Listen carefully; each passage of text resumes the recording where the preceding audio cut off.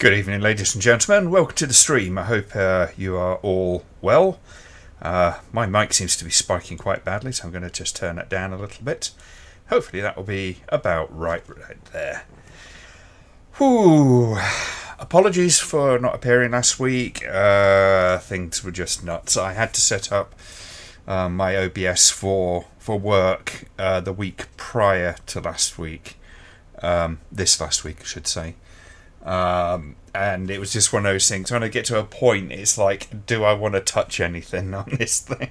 Now I've finally got it working.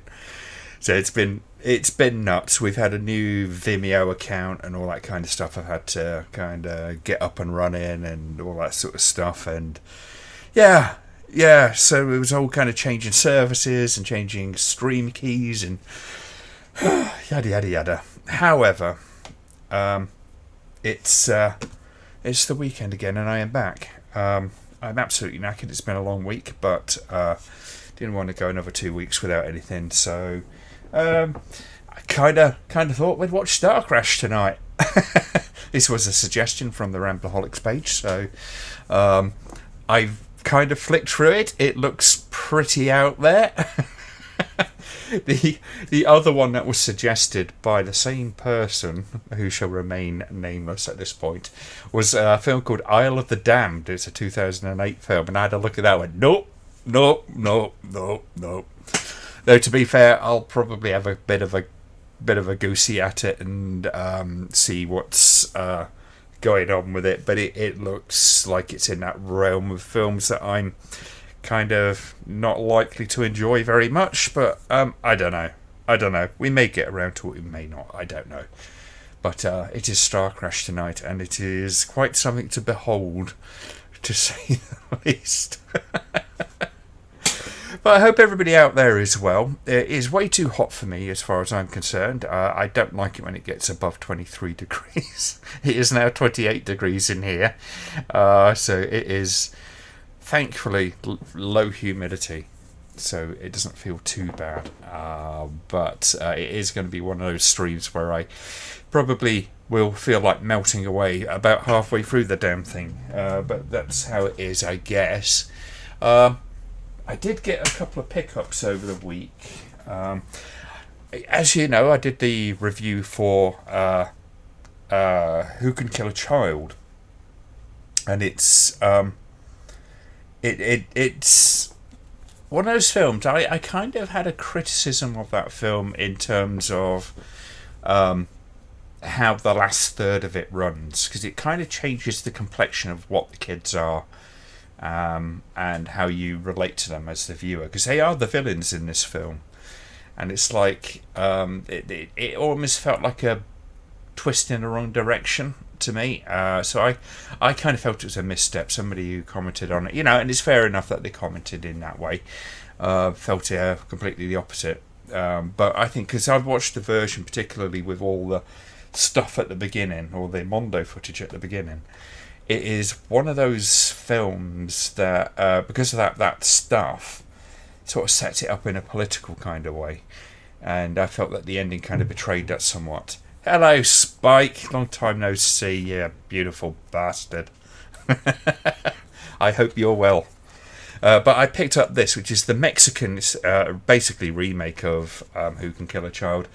And I kind of look at it. I watched it a little bit earlier on today, and my initial opinion of it was, what was the point of that? There is a little bit of it. I'll give it its credit in that there is a little bit of it that actually kind of they did better in terms of how the characters react when they get there. They don't seem to hang around quite as long, or even nearly as long as the other as the characters in the original do, before they decide they need to get the hell out of there.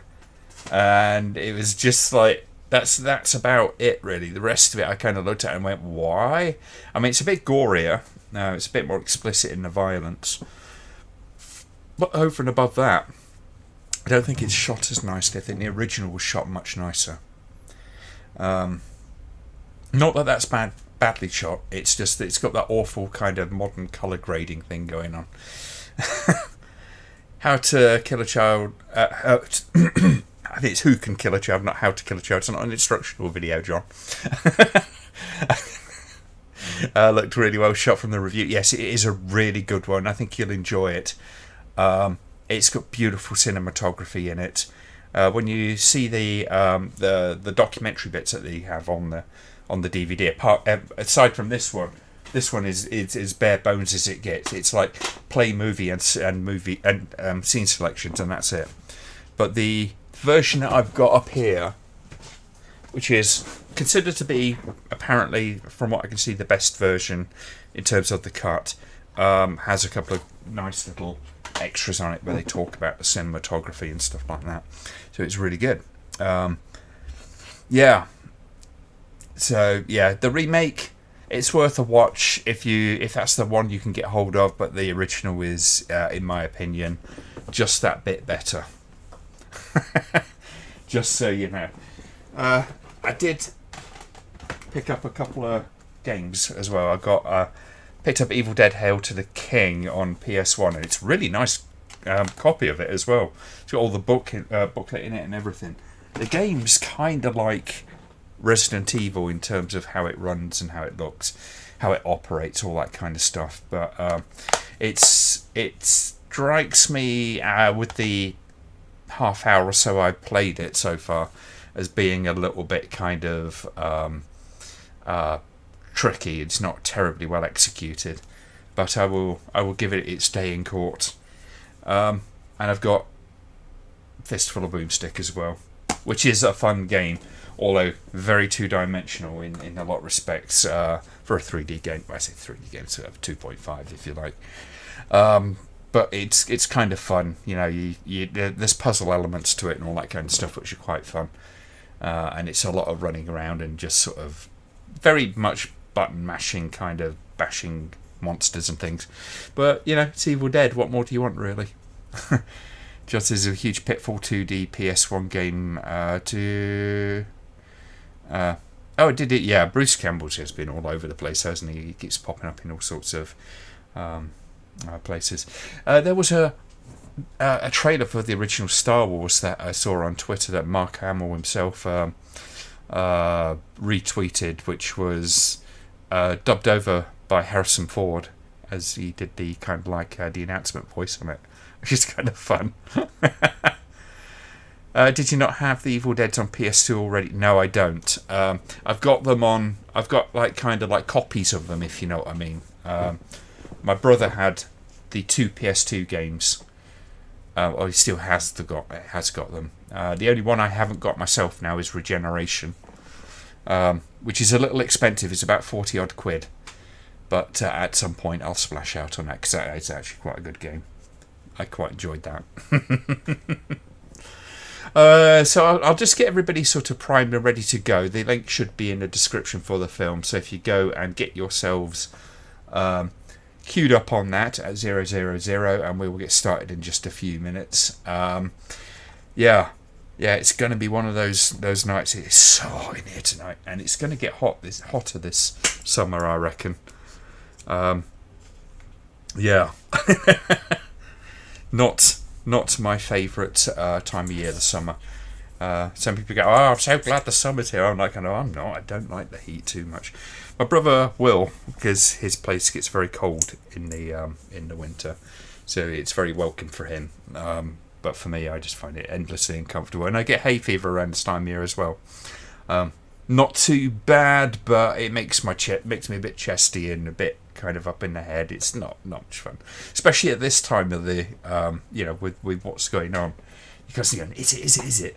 So from work, because I'm going to go visit my brother at some point soon, I got myself like home testing kit type things. So you have to take these things and shove them up your schnoz, and then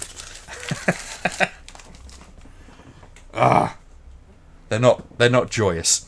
Last time I used one of those, which was just like yesterday, it made me sneeze for about 5 minutes. I was just trying to do this test with all these fluids and stuff like that, and it's like I don't.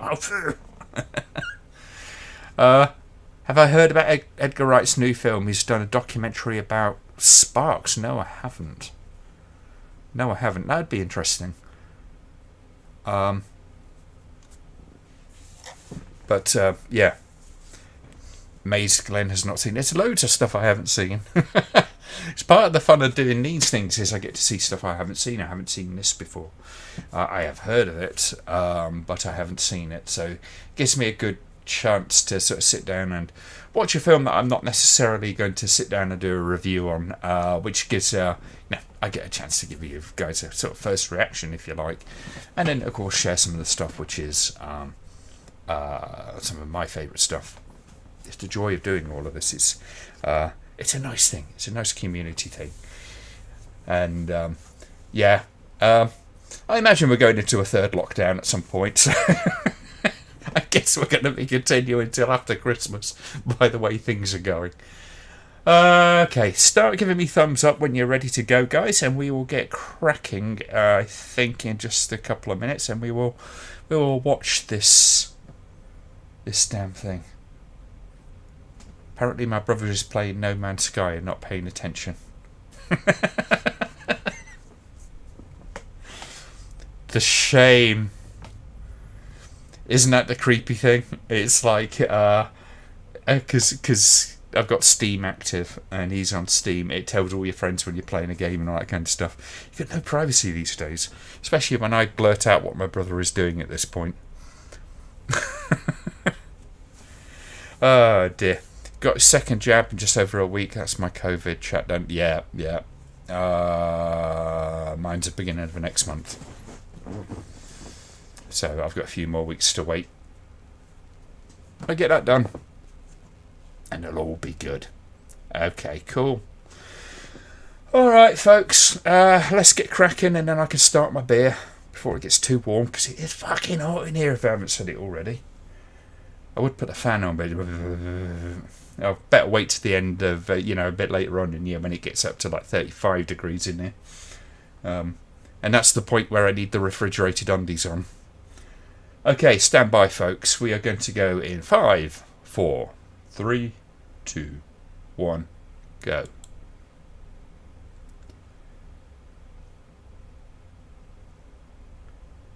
New World Pictures release.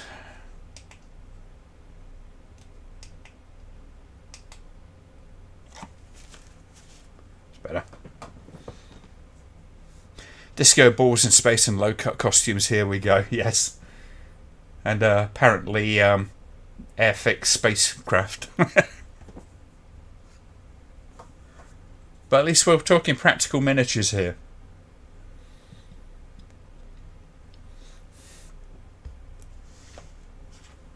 Just the one tonight, Richard.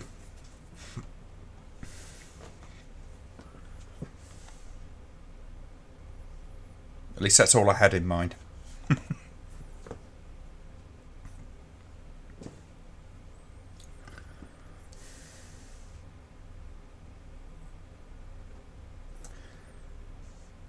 Now, some of the, shall we say, inspirations for this movie will become very, very obvious very quickly.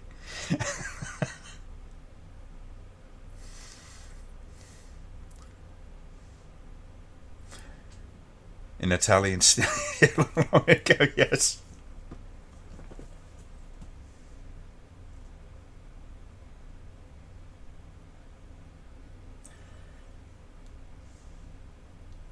That seems a little convoluted. Although I have to say, that set is not bad.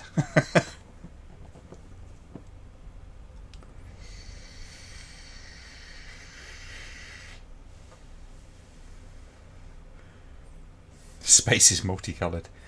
That's a funny thing. I've had a few photos of the stars where it's really picked out the different colours of the stars.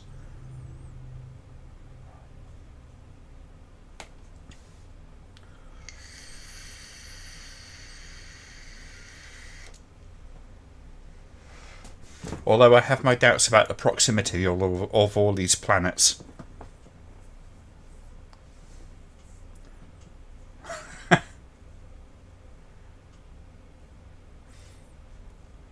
You gotta love the the kind of Plan 9 style helmets and stuff like that.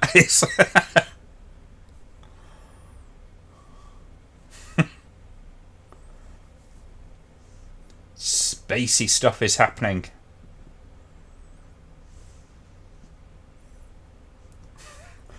Oh no, we're being attacked by bad opticals. This is very Star Trek at the moment, isn't it?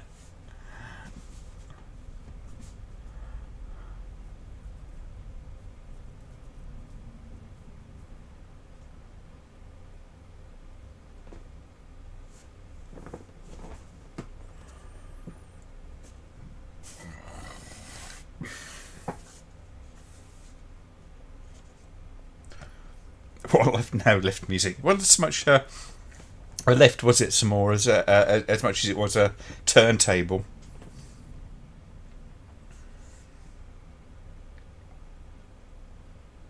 Marjo Gortner, your sign of quality. Carolyn Monroe. There's a lot of big names in this, I do warn you. Well, big names for people like us.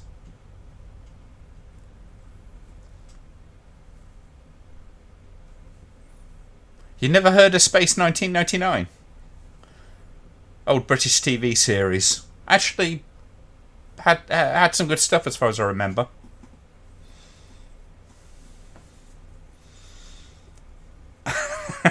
Gary.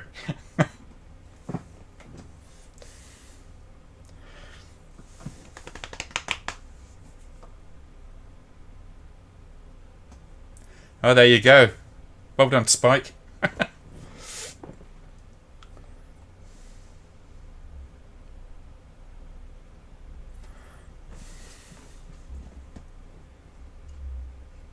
Oh well, that ended.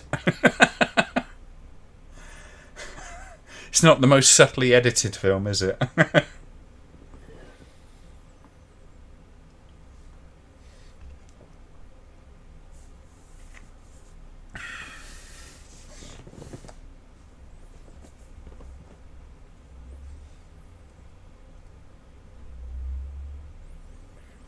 There is some dangerously 70s hairstyles in this, but I guess this was, what year was this?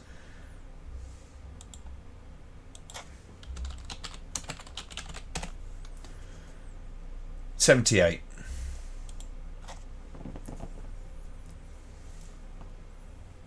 Oh, this guy needs more blue lipstick.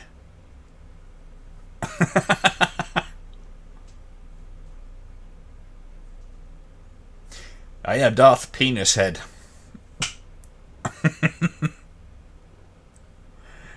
Oh yes, yes he is. The Hoff is in this. There's a lot of hairspray involved in the makeup department in this. I'm surprised there wasn't any kind of like massive fire outbreaks.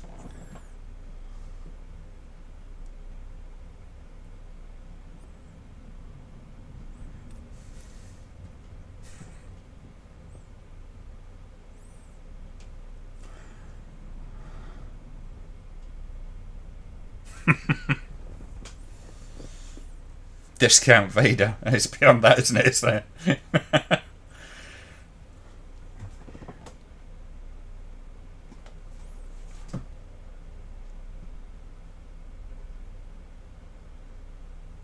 Oh no! How did that sneak up on us?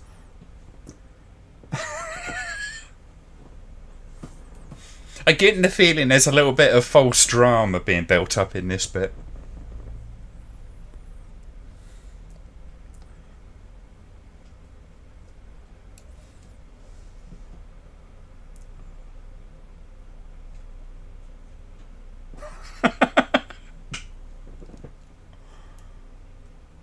Yeah, you lost half your ship, but you made it.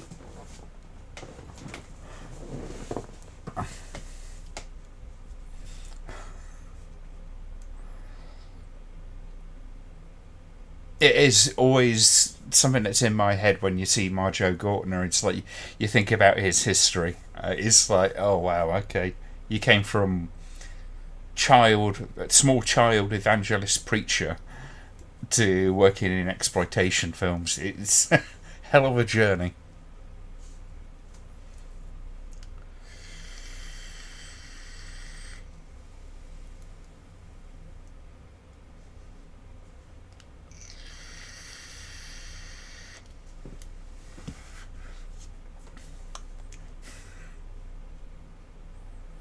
Well, better or not, I can forgive this for its shortcomings, generally speaking, because this is an incredibly low budget film in comparison.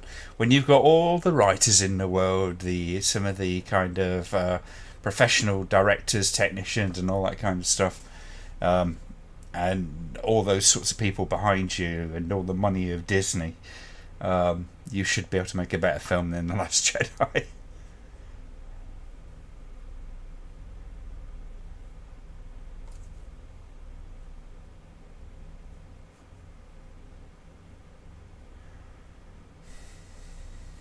It's very progressive. They sent a woman in.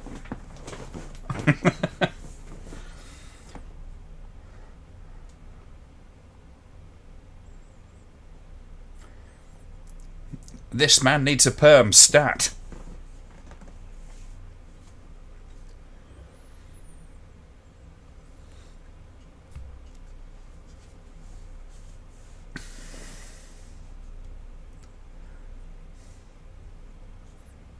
I love the way that Marjo Gortner couldn't be asked to get out of his motorcycle leathers when he arrived on set. It's like, you got me for 2 hours and I'm heading straight off on my on my Yamaha. It's all about the story, Glenn. Yep, I can put up with a lot from a movie's shortcomings when it comes to things like special effects and all that kind of stuff, if it's got a good story.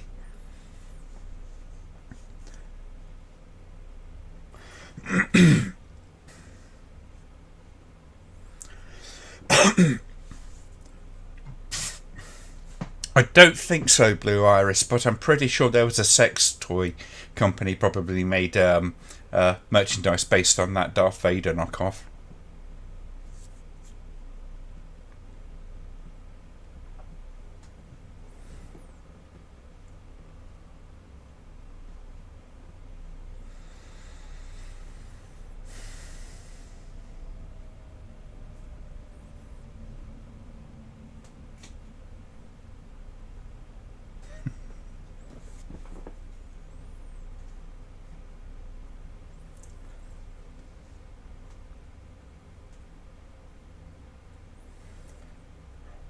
See, this is one of those films I suspect would probably work a bit better in a lower definition.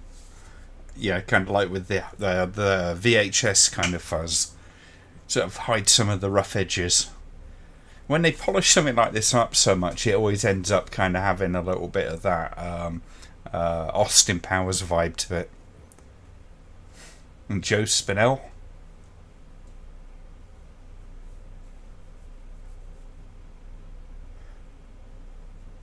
Speaking of Star Wars, do you think about hero's journey when analysing films? Personally, no. I'm less worried about things like certain types of narrative arcs, although characters should have an arc of one kind or another. I'm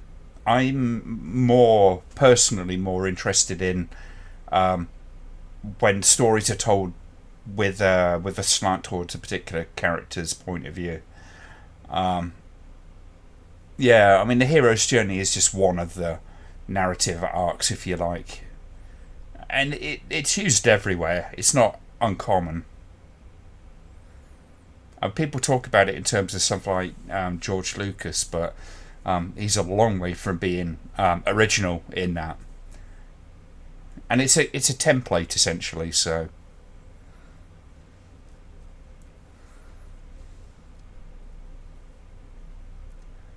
what's interesting is when you take those templates and you play with them, and you not to kind of scare people off with that, but you subvert certain aspects of those kind of journeys to make twists and turns that are actually interesting.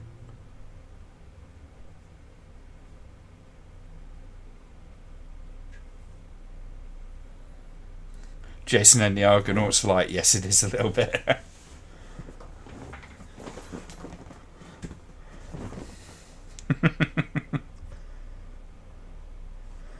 I'll give it its due. It's got interesting aliens.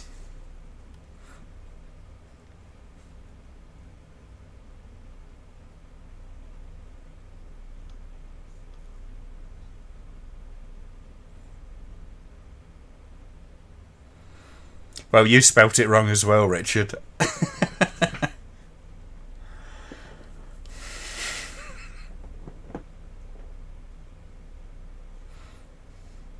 An octopus with the face of a man. Why not?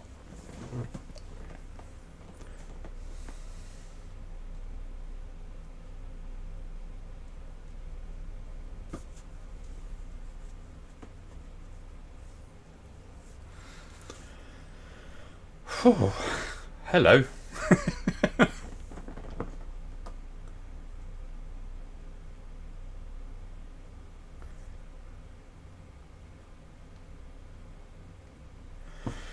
I have to say, I like her work clothes.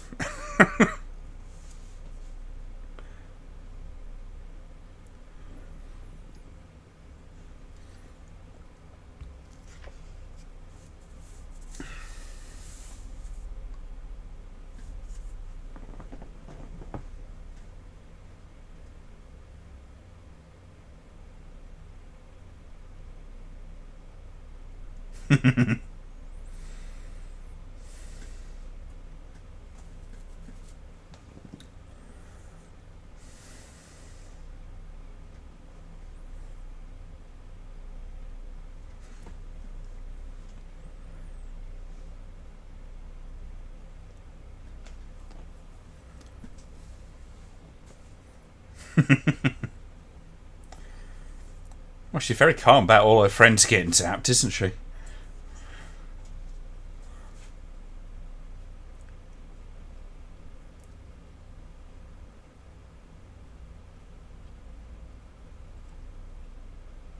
I'm going to give this film its due, for the kind of budget that it would have been working on. The special effects are pretty impressive. I mean, it works well enough with a film with this kind of tone to it.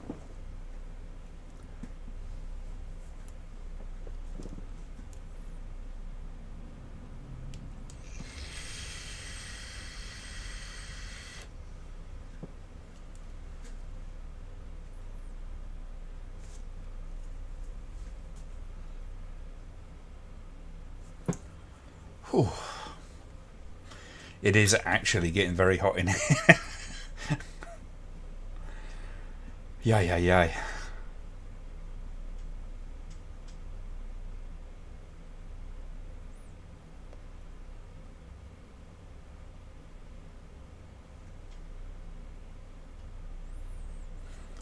Welcome to the vagina corridor.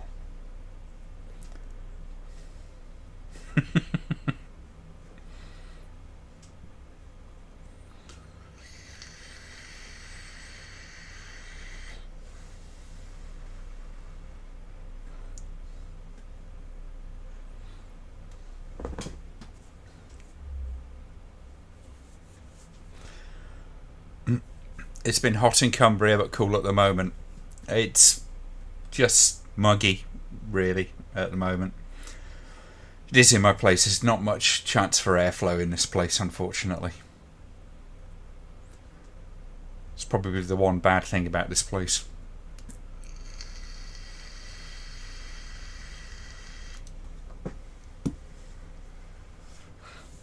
But Jess Franco's done films kind of like this. Although with the way that the women tend to get dressed in this, it kind of reminds me a little bit of Girl from Rio.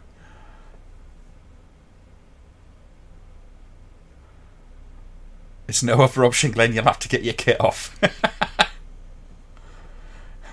That definitely had the horror.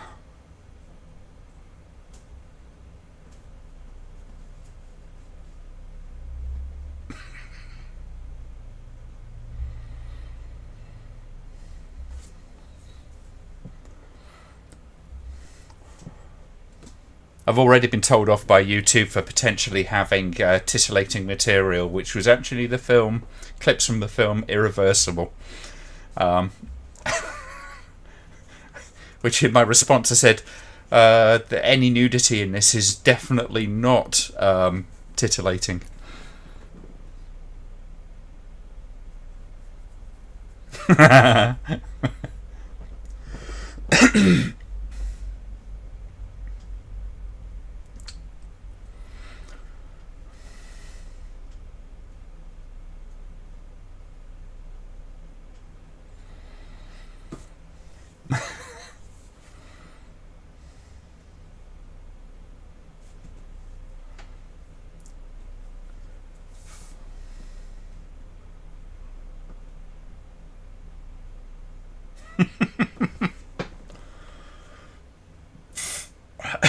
Yes. David Prowse's voice was quite something to hear when it came to the undubbed clips from the movie. You're part of the Rebel Alliance and a traitor. Get her out of here. Kind of thing. It's like, wow.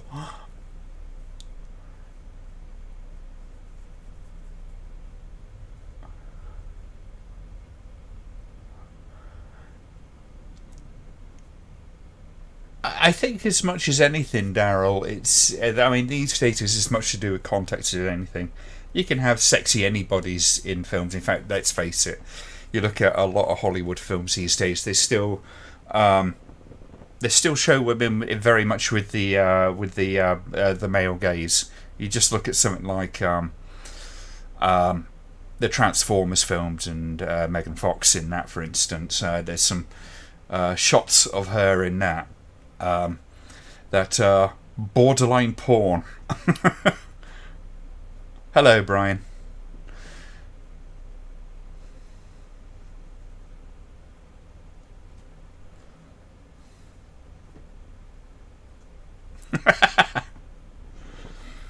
I just about got that reference, Blue Iris.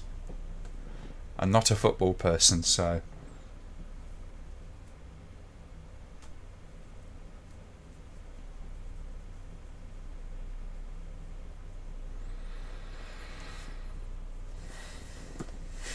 Pum. So if Mojo Gorton's character actually turned into one of these dark helmet stormtrooper things, it would have to have a really big kind of bulbous bit. But that could be misconstrued.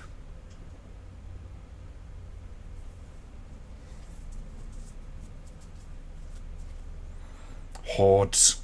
Hordes everywhere.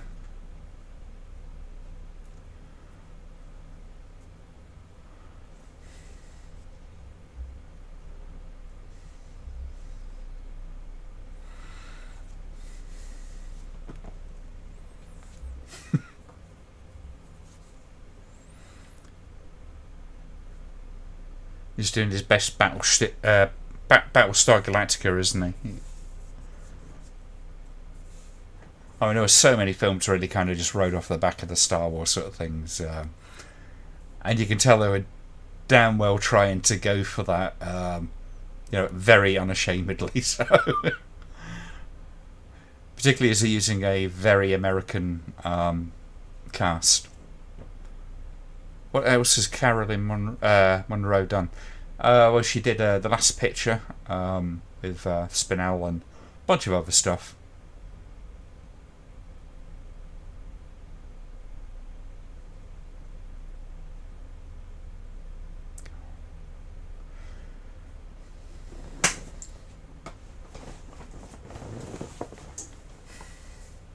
It's funny how a lot of the model shots are actually higher res than the main picture.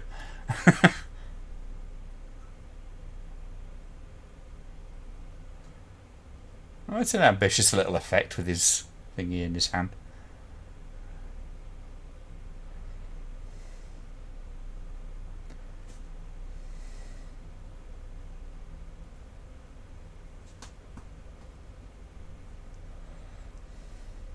You rape us.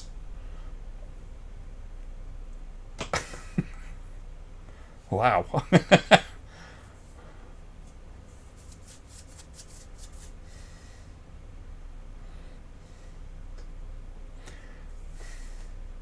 I don't know why she doesn't take a couple of seconds out just to go slip into something a little more comfortable.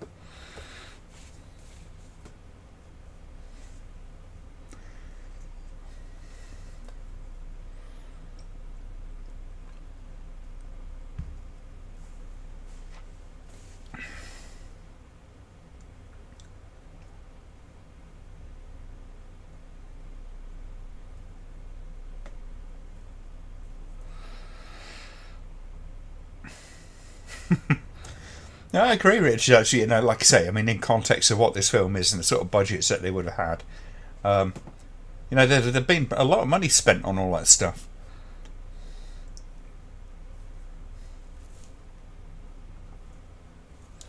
I suspect Marjoe Gortner and et al. Didn't get paid a whole hell of a lot to do this movie. Gordon's Alive, we are at 23 minutes and just coming up to 40 seconds.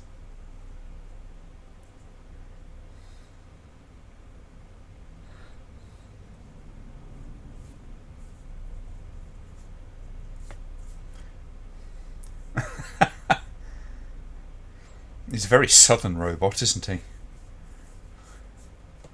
I assume he's a robot. Internet dropped out. What's the time? Oh, there you go. I'm at 24 minutes and 10 seconds. Everybody seems to be so far behind. I don't know if that's just the delay.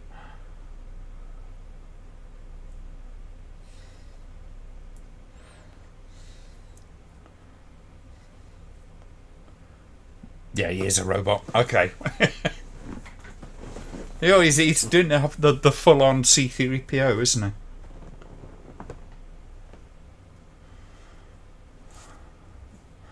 Why is that baddie robot southern? Well... Is he a baddie, though? That's the thing. They all seem to be very chummy.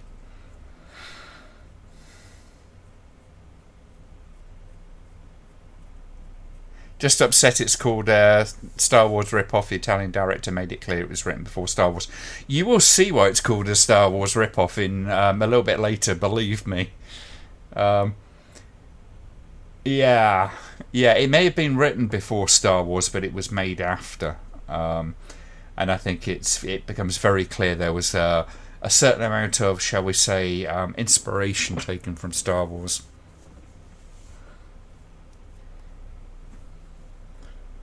One thing about the Italian directors is they often, in reality, they do magpie a lot of stuff. They take bits and pieces from very, very popular films that are big in America and big in the rest of the world. But they also spend a lot of time kind of denying that influence. It's kind of odd. Now they have beaches on space. Why not?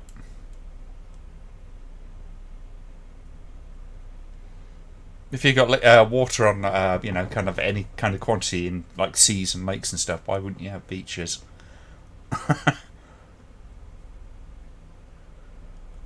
Brian's trying to get over a cold. Well, I hope you feel better soon.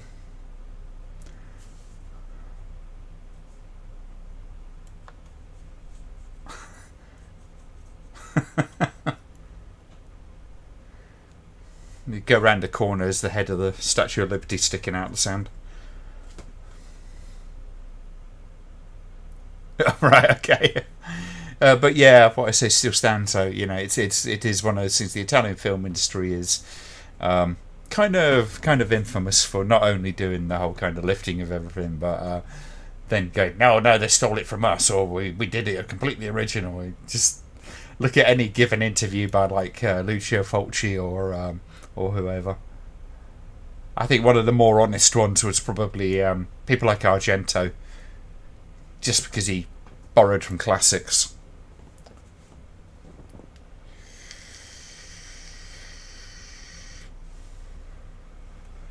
Robot looks like a rich person's Marvin from Hitchhiker's.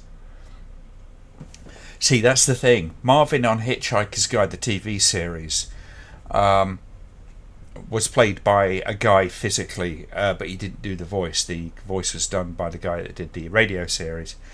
And of course, David Prowse appears as the bodyguard in one of the early episodes. I think it's the first or second episode.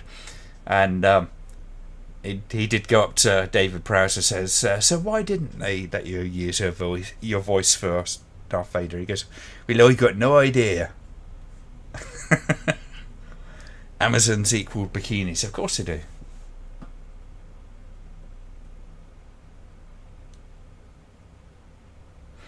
The bikini, and this is one of those little bits of trivia, the bikini was actually named after Bikini Atoll. And of course this was, contemporary when they did the tests in Bikini Atoll. So they got very hot, shall we say.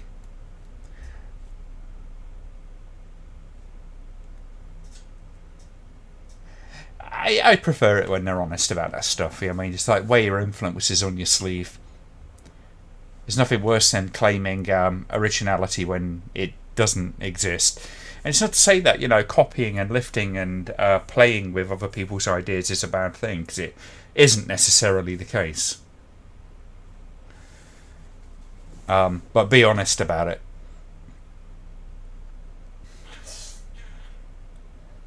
That's her husband in the robot outfit. Oh, okay.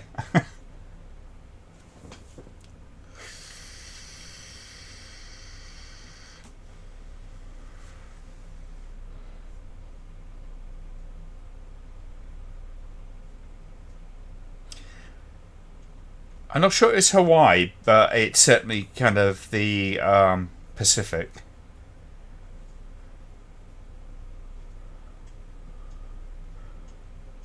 It's possible Return of Jedi borrowed from this, though, putting Leia in a bikini. See, this is one of the things that always bugs me a little bit with George Lucas. He is, kind of. Sometimes he's very upfront about the fact that he kind of like borrows and lifts and all that kind of stuff. Then other times he's claiming it's very original, and it's a bit like kind of you can't have it both ways. That's the thing with Lucas's filmmaking, is he always tended to lift very, very heavily from other films. So there's no way. I don't know what if he's even seen this, but if he complained about something like this, it would be a bit off, really.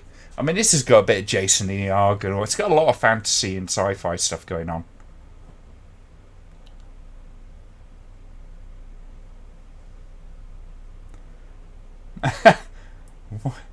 What are you gonna do?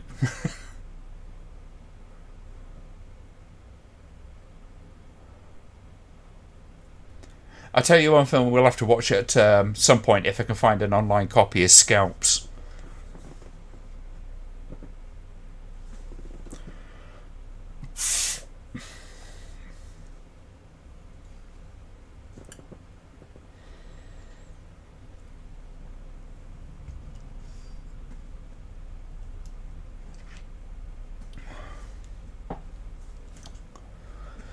Monroe's husband was pretty strict with her on set, from what I've read about her career. He was always nearby, apparently.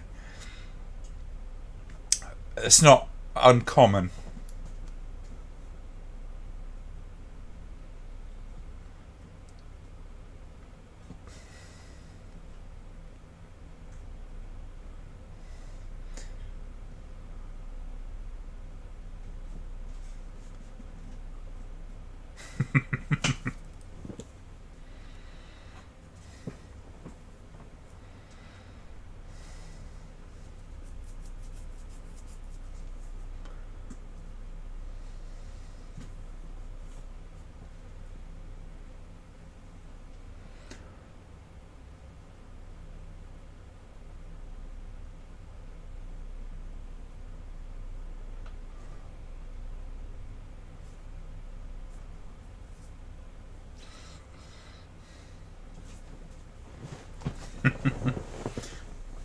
It's kind of funny. I've got an advert in the top right corner of the screen I'm watching it on for Battlestar Galactica, the TV series, which I quite enjoyed.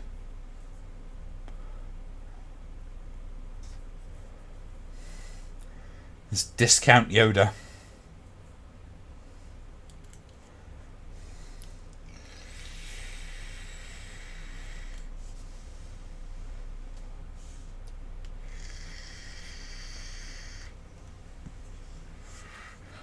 Have I seen Battle Beyond the Stars? I think I have, but I can't remember a damn thing about it.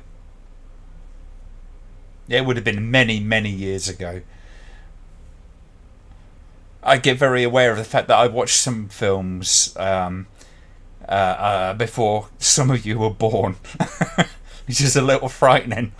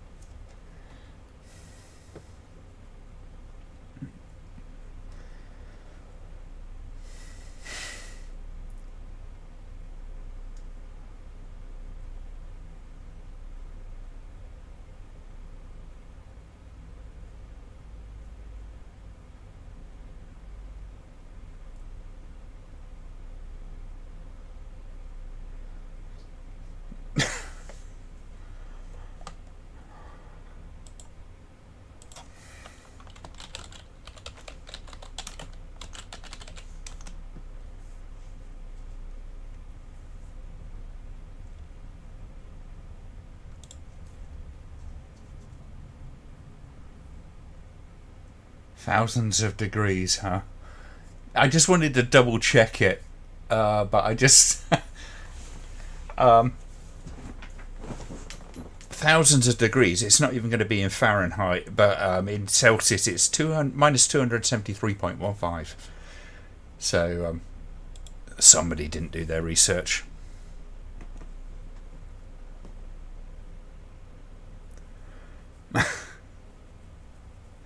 I need a new chair. I need a new bloody computer at some point as well. I got to rob my brother of his DDR4 when I go up. He said I could have it. But I do have a peace offering for that because I'll show you. I don't know if he's watching, but I'm going to be taking that up to when I go to see him. It's pretty, isn't it? Shiny.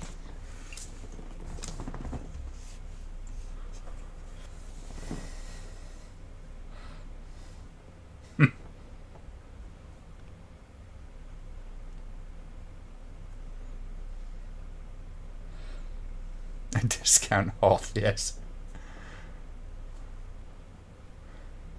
But they made an effort with it. That's the thing. I mean, one of the nice things about this film is they've been very inventive with how they've approached a lot of this stuff. My brain's gone third. What was that brilliantly awful other Italian Star Wars ripoff? I don't know. It rings a bell though.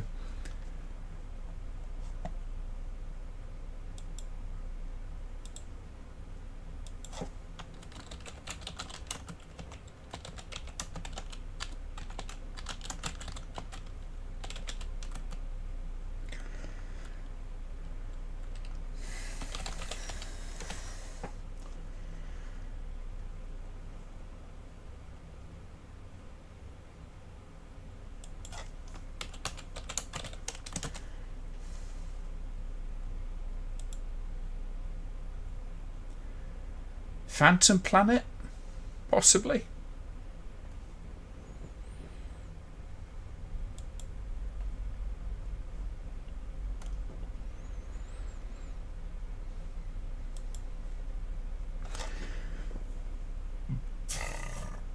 Take more than 1,000-degree drop before the temperature around Caroline Monroe. Yes. Oh, hello. Yes, Gary. When I get up, then we shall be in sharing that because I don't think you got some last time.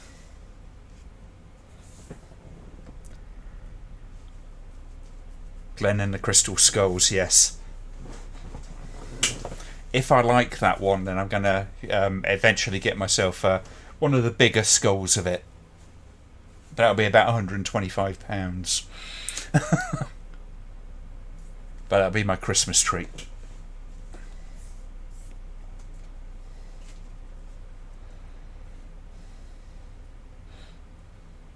Hello, brother. I love it because it's iridescent. It just looks really, really cool.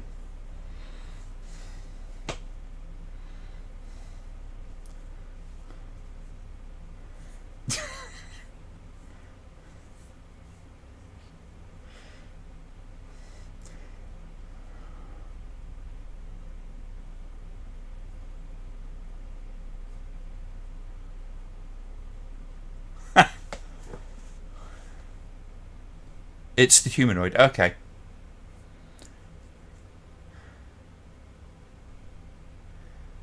Oh, God. I don't want to see another Indiana Jones film. Should just leave them. You know, it's like...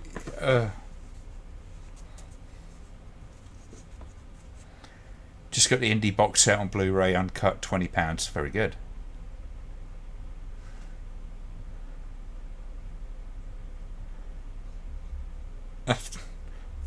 What sounded like Tom Hiddleston?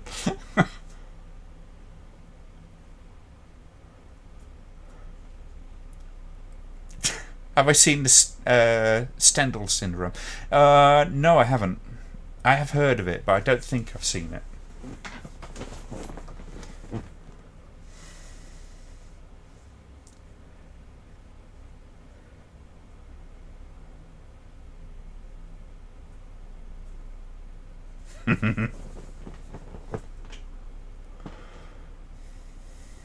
That costume looks a bit tight up the buttocks. That's a Spike.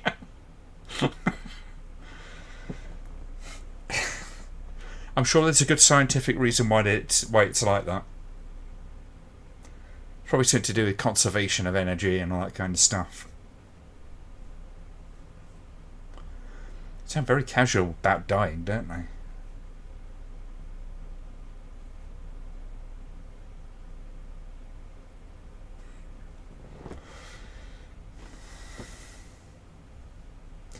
Then they were found by Buck Rogers many, many years later.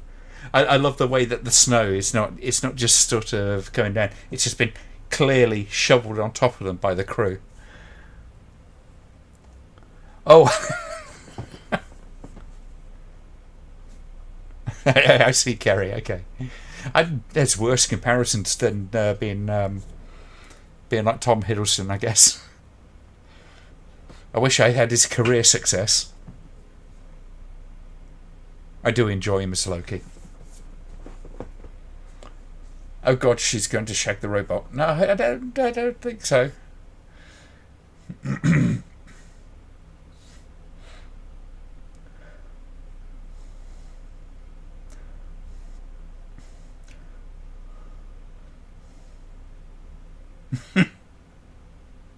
Come on, Bible boy, kick ass.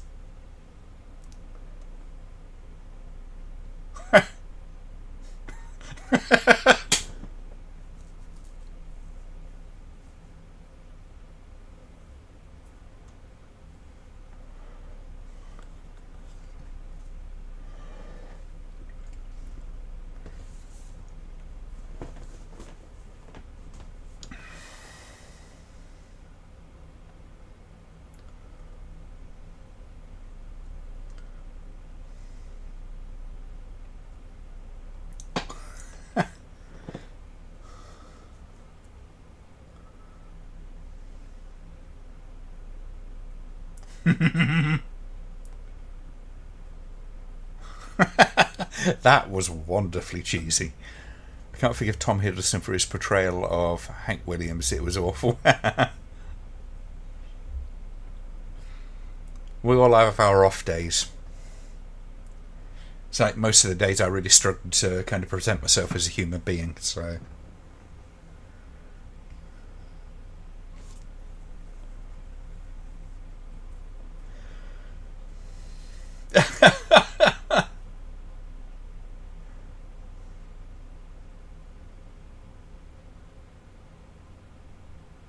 Try not to snap her arm off.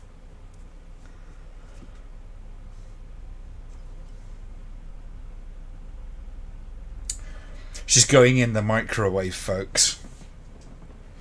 Let's put her on defrost for 5 minutes.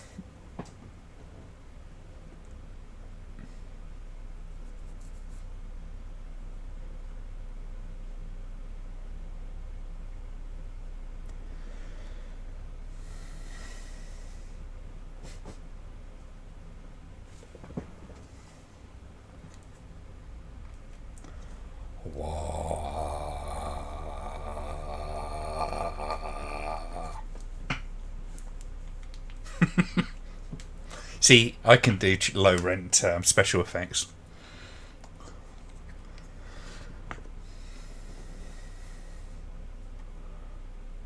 You've had nice... Oh, oh my.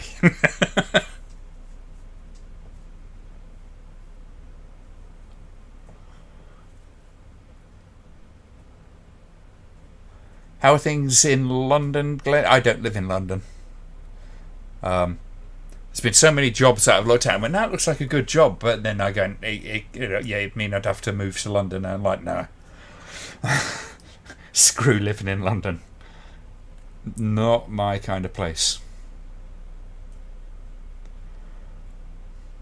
Oh wow, 85 quid for the yeah.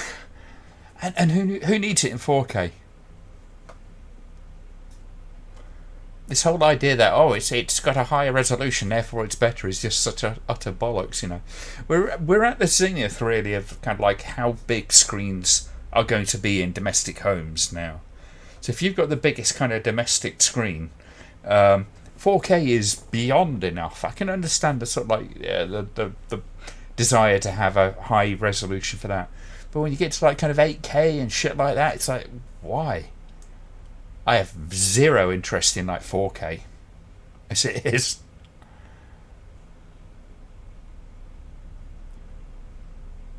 His hair is so big, yes it is. It always was, even as a little kid. Marjo Gortner's hair was big. Back in his Bible bashing days. And I mean that with no disrespect, because quite frankly that's exactly what he was. Kind of one of these sort of fire and brimstone child preacher. As he grew up, he sort of got disillusioned with it all and then started doing this stuff. I'm in Cambridge.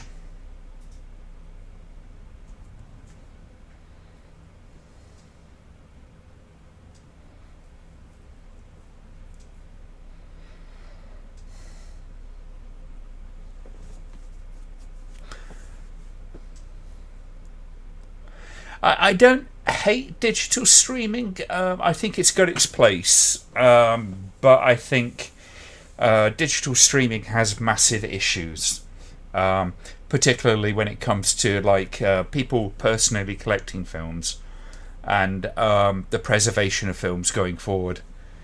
There are potential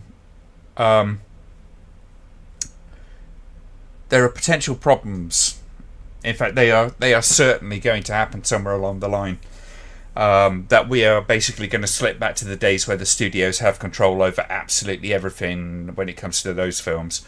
So you'll see a lot more of things like original cuts going missing, or George Lucas's of the world making their own versions, the only ones that are available, and that kind of stuff, despite the fact that you bought the version that you wanted, amongst other things. And when a company goes down, you'll lose your collection. That's my problem with digital streaming. But I do buy some stuff digitally as well. I just make sure it's the stuff that either I can't get hold of physically, or it's stuff that I don't worry about losing. It's time to go all Shatner.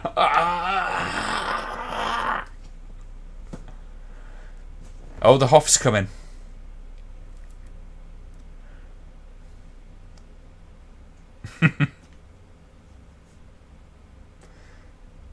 It's really kind of uncomfortable watching when videos, films of Marjo Gortner as a kid.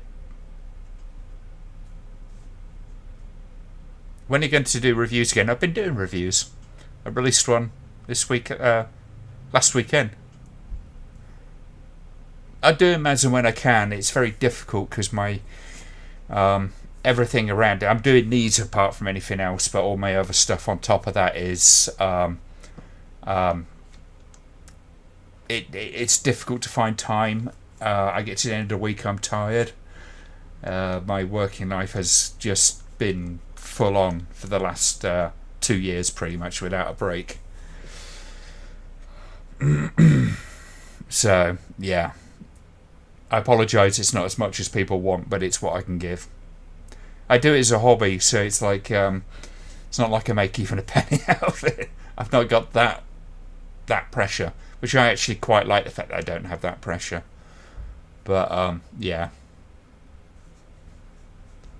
I've done a couple in the last month.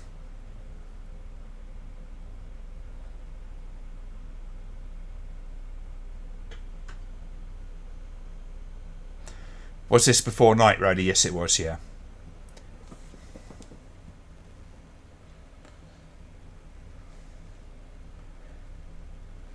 Christ, they've got good locations.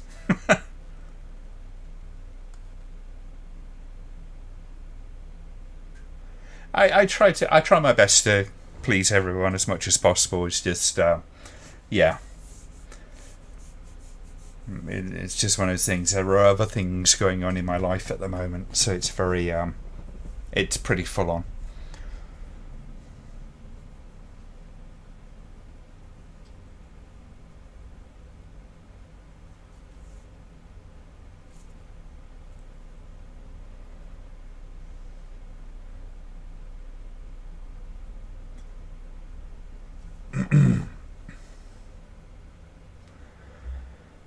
Oh, crikey.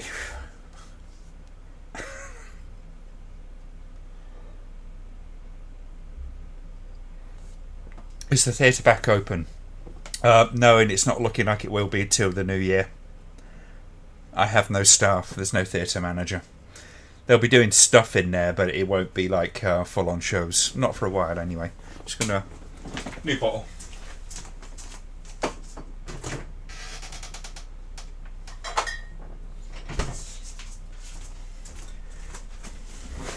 Music's getting a bit 2001, isn't it?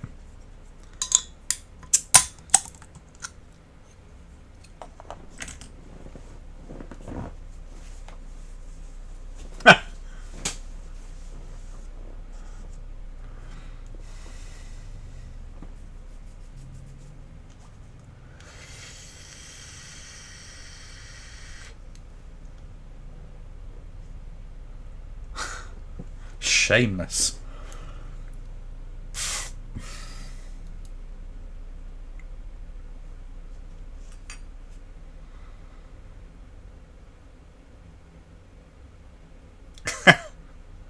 I don't know, Spike. Yeah, a lot of theatres are getting back to normal. There's a lot of hiring going on at the moment.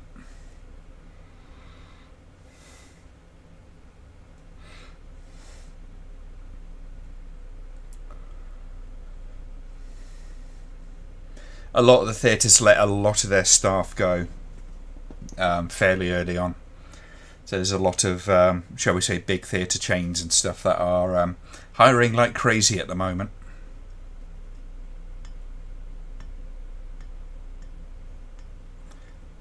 Wisconsin.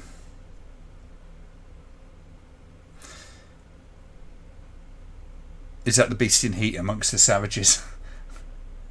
May well be. Let's hope he behaves himself.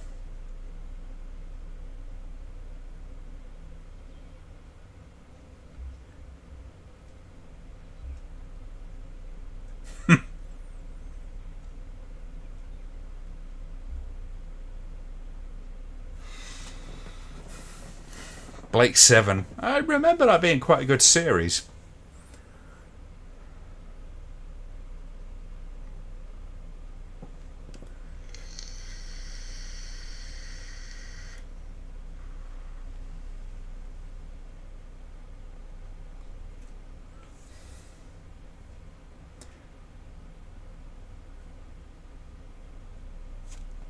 Well, I used to write for Frankly Green Bay, so I know where it's based. Yeah, I got a few friends over that way as well.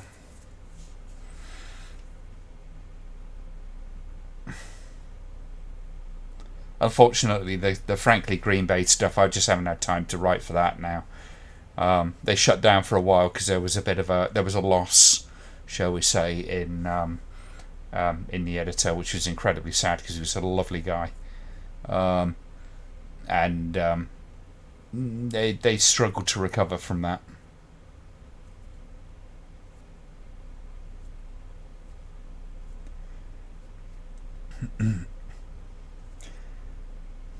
There you go.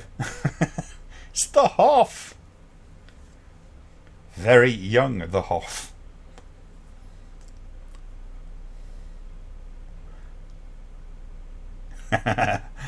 Yeah, that scene is quite something, isn't it, Richard?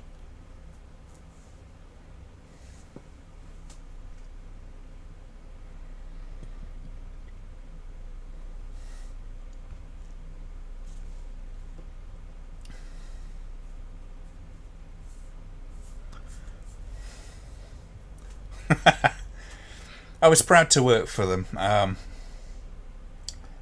but what with everything that was going on over here, I just ran out of time to be writing articles, which is a shame because I wrote for them from the beginning until about a year and a half ago. Yeah, they're lovely people.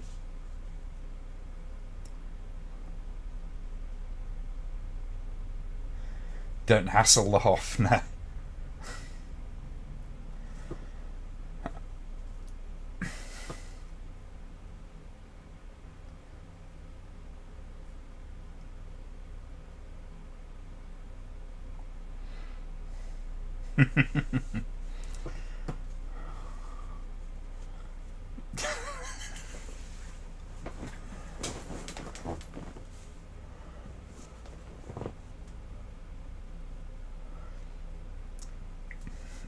And from this point on, this humanoid species that was going to dominate the planet are going to die off now.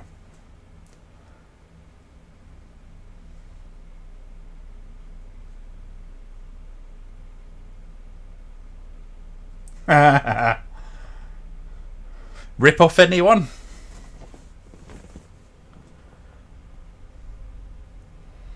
My is Schwartz is long.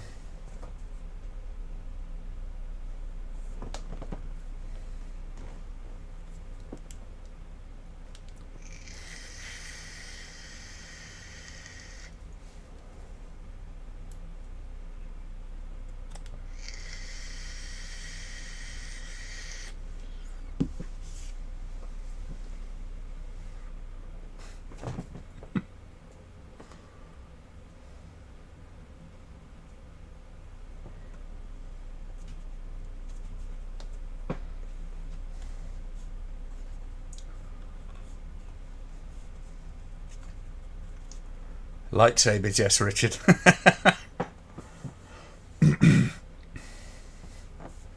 Because it was all written before Star Wars.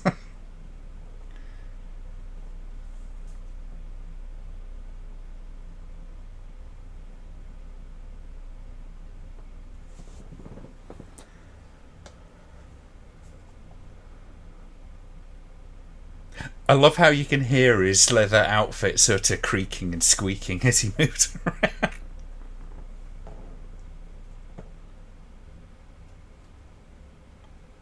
It's what I sound like when I'm in my full motorbike gear.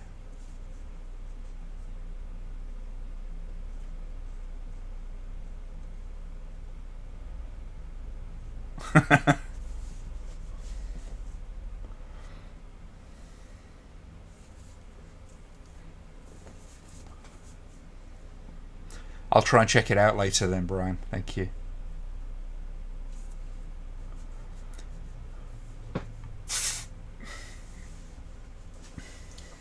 We can't call them lightsabers anymore, can we? They are laser swords.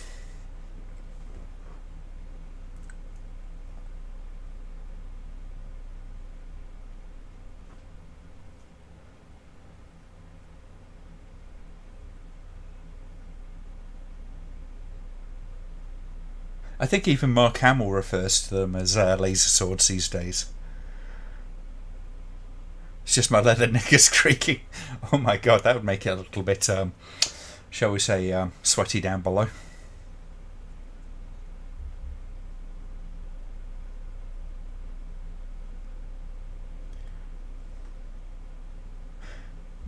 This isn't a rip-off of Star Wars in the same way that Last Shark isn't a rip-off of Jaws.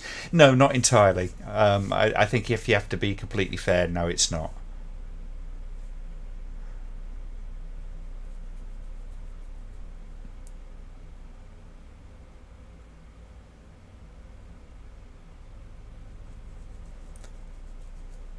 It probably doesn't really, when you think about it, lift any more than Star Wars does from other films. Betty Swallows, yes, it would be with leather undies.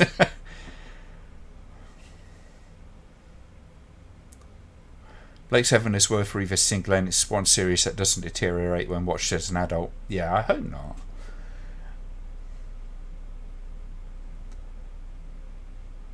I've got to find time to watch The Prisoner again as well, actually.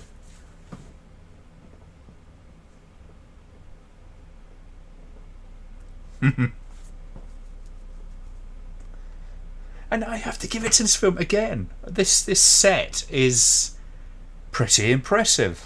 I mean, it's not all set. It's kind of all sorts of stuff going on. That ceiling looks like a mat. Oh yeah, quite, John. They all feed off of each other, but that's kind of art in general. You know, I mean, in its entirety, it feeds off of each other. That's one of the dangers of copyright kind of being expanded as much as it has been, and I imagine certain interests will be trying to do that even more.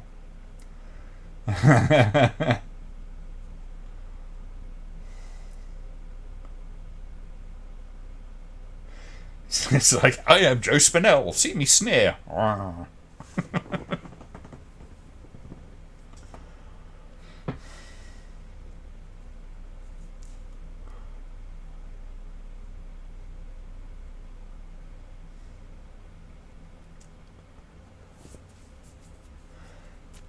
You know what? He does Alien Bastard quite well, does Joe Spinell.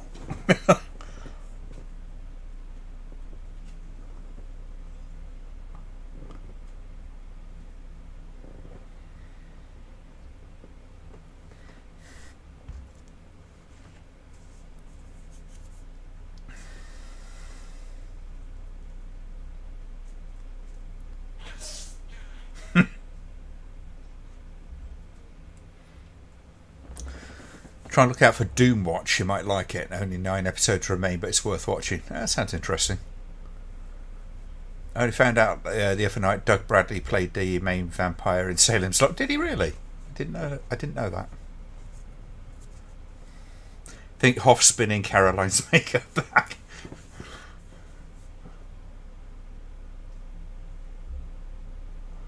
He was quite the 70s pretty boy, wasn't he?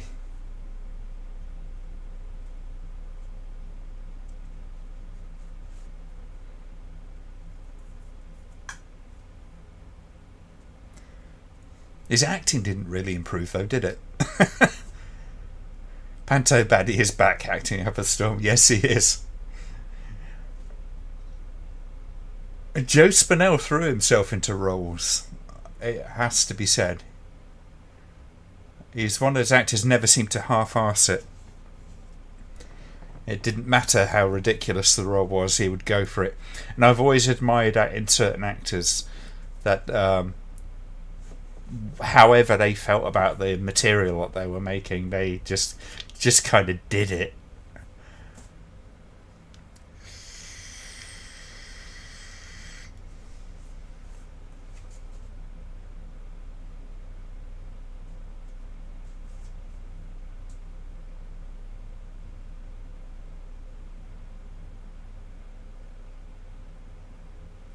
As much as he's hamming it up, he really does kind of he gets threat across, doesn't he? And that is one thing with Joe Spinell. He does have that kind of hard ass kind of edge to him. Not the sort that you would go to bars fighting and stuff, but somebody you look at, you go, that guy could be really sort of planning something fucking evil.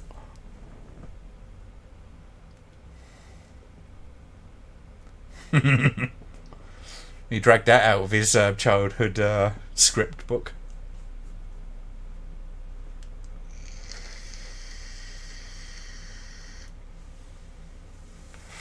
That's a good one, Blue Iris.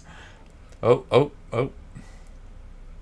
See, now, yeah, George Lucas definitely watched this film.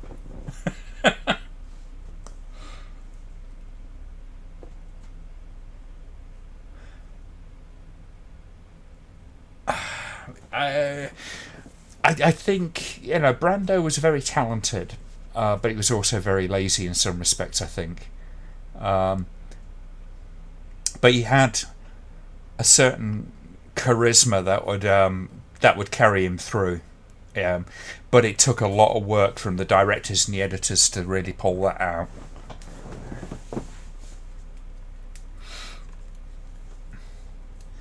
the ham is part of the charm in a movie like this. Yes, it is, Daryl. But it's also looking at these films and, you know, appreciating the fact that they had relatively little to work with a lot of the time. The likes of Roger Corman and so on were very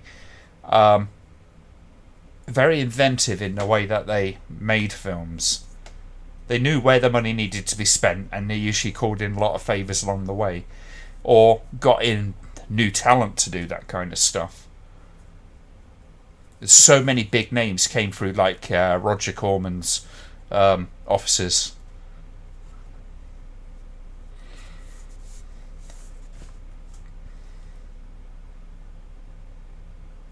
It's one of the shames that there's not as much of a scene in terms of films like that, like this, at studios that would make these kind of things, because it was like college for a lot of filmmakers.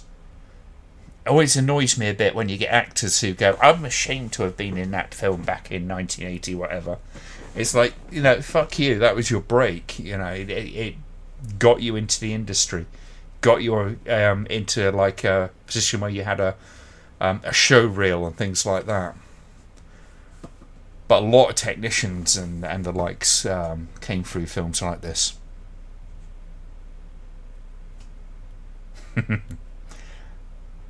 And robots look like something out of a Meccano. So they do a little bit. They're a little clunky on this, to say the least. But it's okay.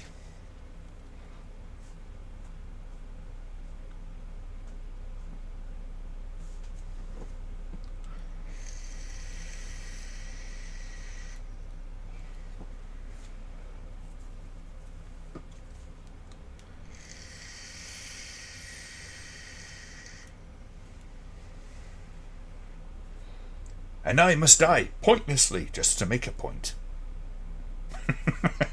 If that makes any kind of sense.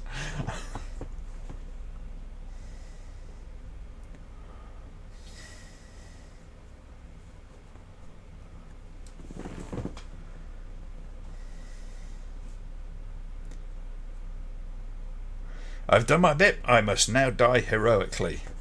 But we've got plasters up. No, I must die heroically. I believe so, yes, Carrie. Amongst others. Wasn't it Corman that James Cameron started, you know, kind of like his early career with, and so on?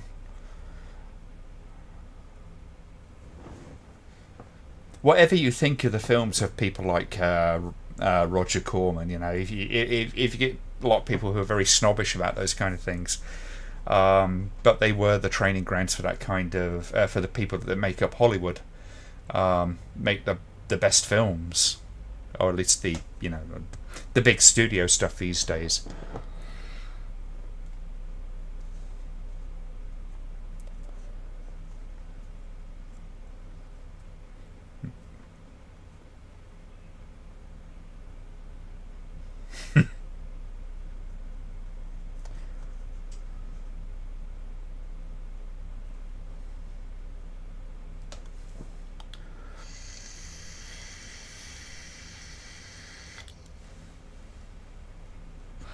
Best one to talk to about that kind of stuff would be Josh Hadley. The guy's like an encyclopedia of all that stuff.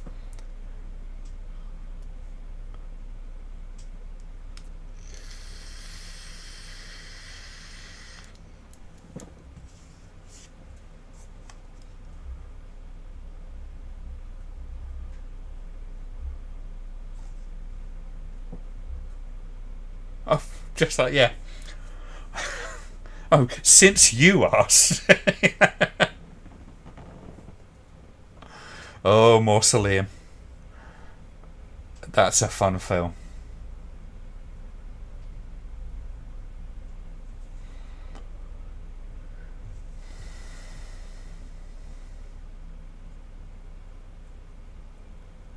You're wasting like valuable seconds here, guys.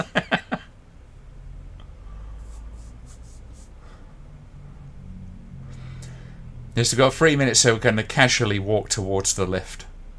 And then do a very choreographed entrance into the lift.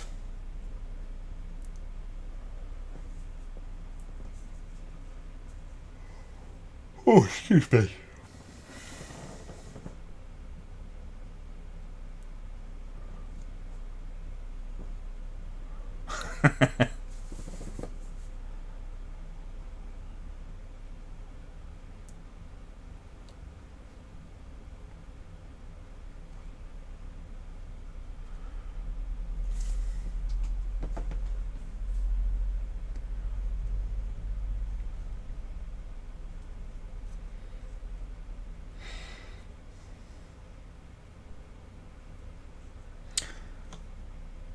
Your review of Mausoleum was the first video I watched. You was going, yeah, that's a fun film to review. I enjoyed doing the watch along with Newt. Well, I'll have to get back on again at some point. And keep saying we're going to do it, but then he's busy or I'm busy, and there's a time difference. Newt's a very hard worker when it comes to the film stuff, amongst other things.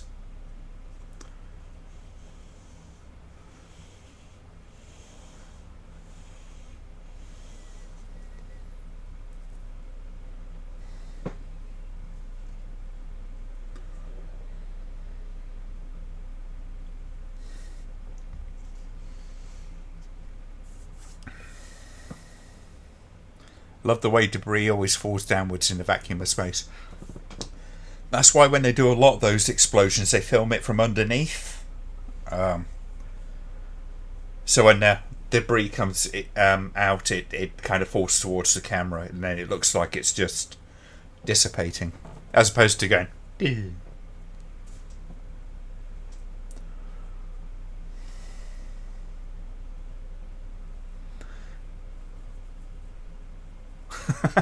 Thank you, Gordon.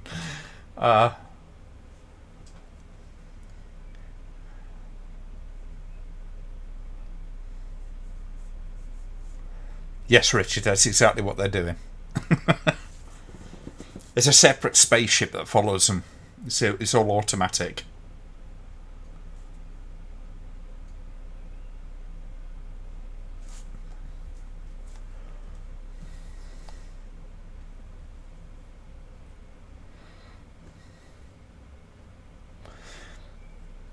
Wonder when the new Halloween is coming out.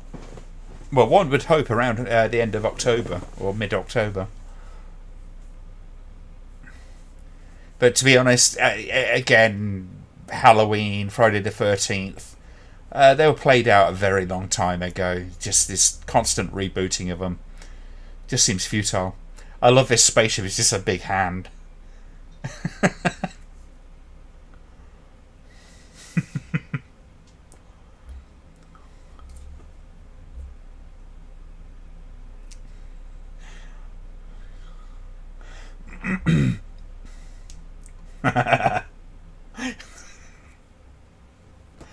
Oh, you ham, you wonderful, wonderful ham, Spinell.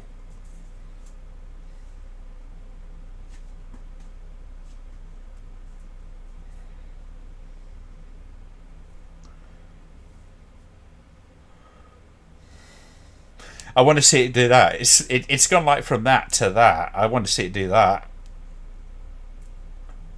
Just before it blows up.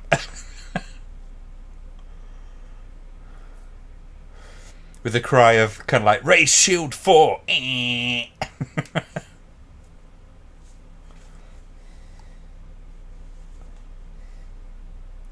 I'd love Halloween 3 as a curio. Had they gone down that road, it might have been quite interesting, though whether it would have been successful is another matter.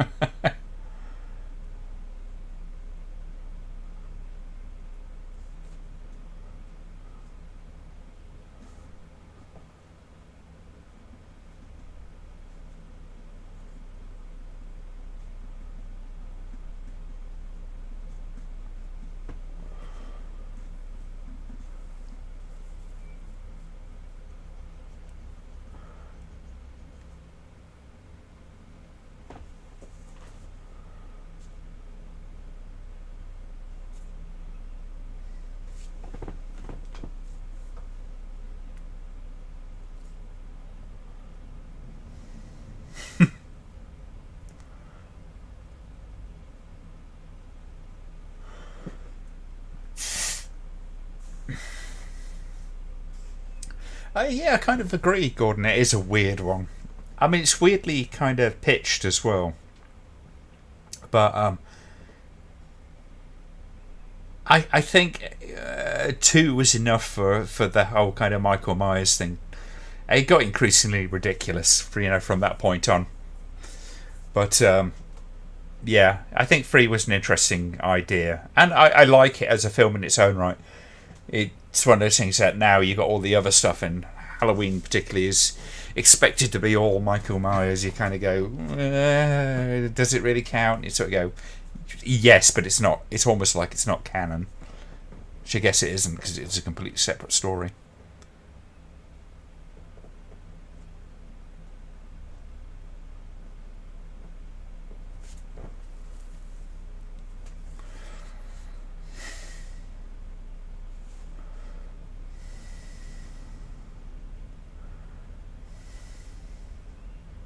It's funny though, isn't it? Audience expectations can be just as bad for a film series as anything. For all the hand wringing about kind of like things like canon and that kind of stuff, and being true to earlier editions of the film and that kind of stuff. Sometimes that can be a very stagnating kind of thing, unless you're really, really good and careful. I mean, for my money, Star Wars, for instance, the original trilogy was all it needed to be. Over and above that, didn't need the prequels, didn't need the sequels.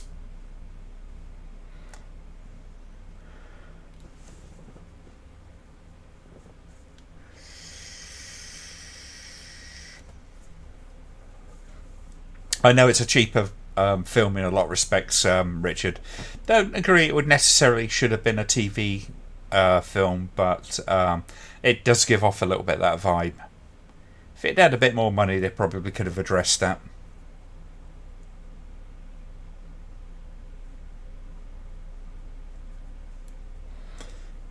A lot of stuff was cut in there on VHS in the UK. Yeah, Brian.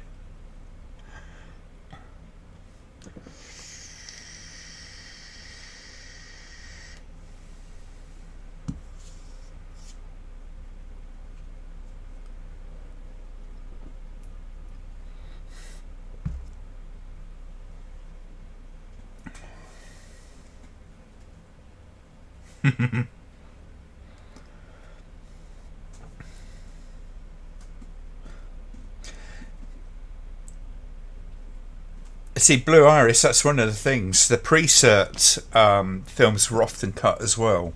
They weren't all uncut by any means. There was many of the pre-certs were snipped in one way or another. Often because they released the UK cinema release or the American theatrical releases.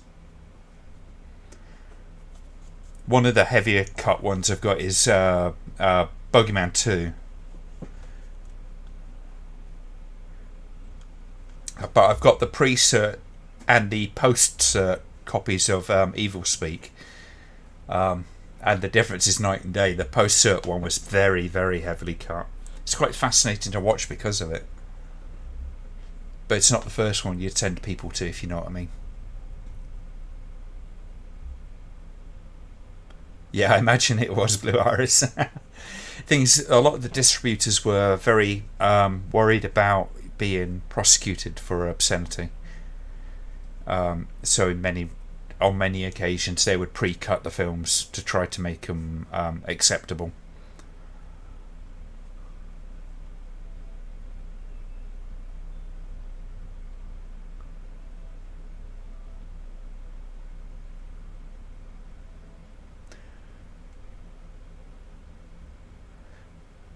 What do I think of Cemetery Man, which I've not seen that, so.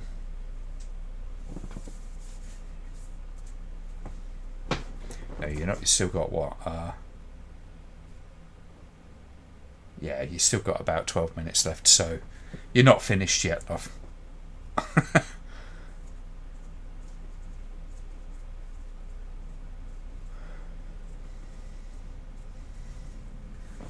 One of the things that they didn't really the distributors of VHS back in the late 70s and early 80s didn't really figure for was that the BBFC and the law were going to be very much harder on home entertainment formats because of the risk to the children. Children could just pull them off the shelf and watch them, which is a valid concern. Though, the whole argument about are these things damaging is, it's always been one of those things that's filled with a lot of fallacy when it comes to people assessing that stuff.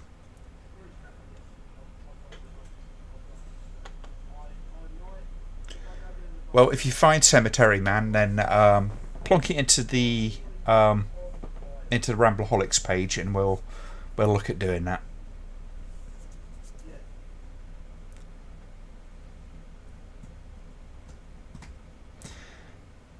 Funny enough, Blue Iris, stuff like Videodrome, which I consider to be, it's borderline art house. It's not got, a lot of the kind of art house sort of aesthetics necessarily, but the way it approaches its story and all that kind of stuff is very much in that kind of vein. And the BBFC have, for the longest time, had a problem with films that they don't immediately understand. So they look at stuff which confuses them or horrifies them, and that's as far as they used to go. And they're better these days, although they've taken a weird turn over this last couple of years.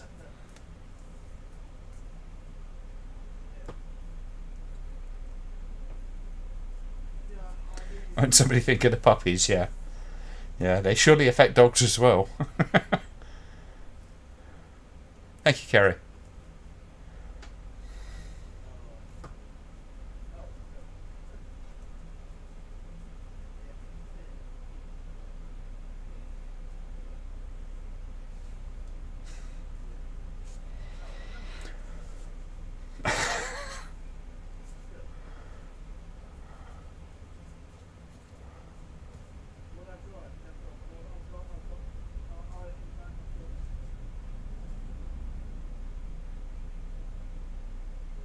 Hello, Kieran. We're in about the last 10 minutes of the film, so...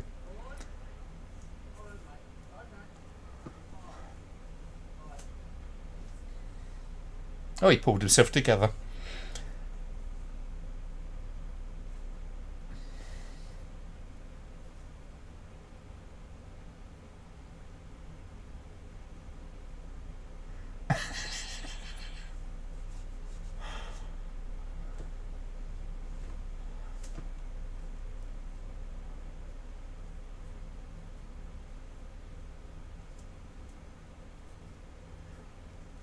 I wish I had Josh Hadley's memory when it comes to all of this.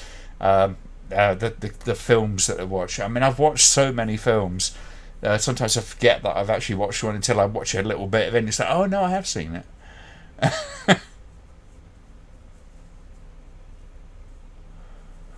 But Josh is like, yeah, I watched this thing back on TV in about 1982. It's like... And it had this person, that person, and the other person who was in this other film that I saw back in like 1978.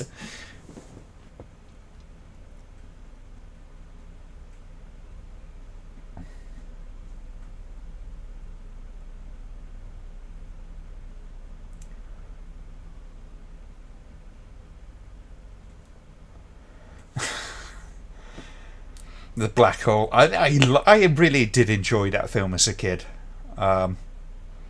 It's a strange little one. It was a very experimental time for Disney when it came to films. What with films like that, and then eventually Tron. People took it as when I did my review of Tron as me being kind of like down on the film. I'm not. I don't think it's got much of a story. I think I basically said the story really does boil down in Tron to being about a copyright dispute, which is exactly what it is. Over and but it had its finger in the on the zeitgeist, because of the rise of computers and stuff at the time, home computers and things. So it really resonated with a younger audience like myself. Tron Legacy, which I think is a better story, but I do question as to why it's kind of in that place. Why set it in the Tron universe? Because the whole computer stuff is a lot less meaningful in that film than it is in the first one.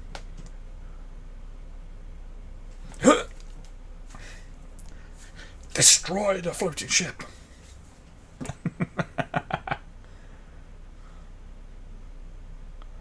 It is rather.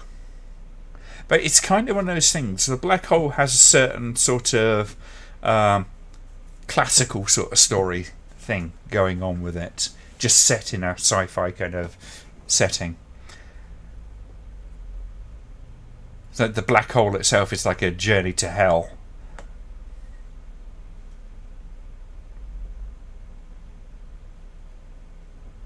Daryl says a big fan of the black hole. I like it. Yeah, I think it's a film that's certainly very, at the very least, worthy of existence. I think it's something that is an interesting watch. It's very slow, very boring by today's standards for a modern audience to watch. I don't think most kids would be that interested in it these days.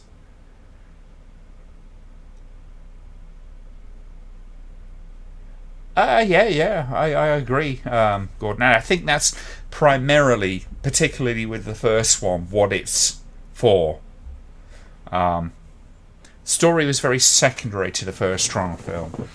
A lot of it was about building this world that they visit, and it was one of those sort of journeys into one of the things that was a marvel for us as as an audience at the time.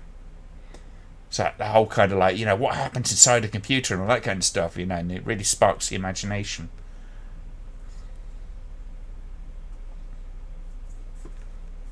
Black hole is all over the place. Talk about too many cooks. Yeah, I guess. Yeah, it's a bit of a Captain Nemo in space kind of thing going on.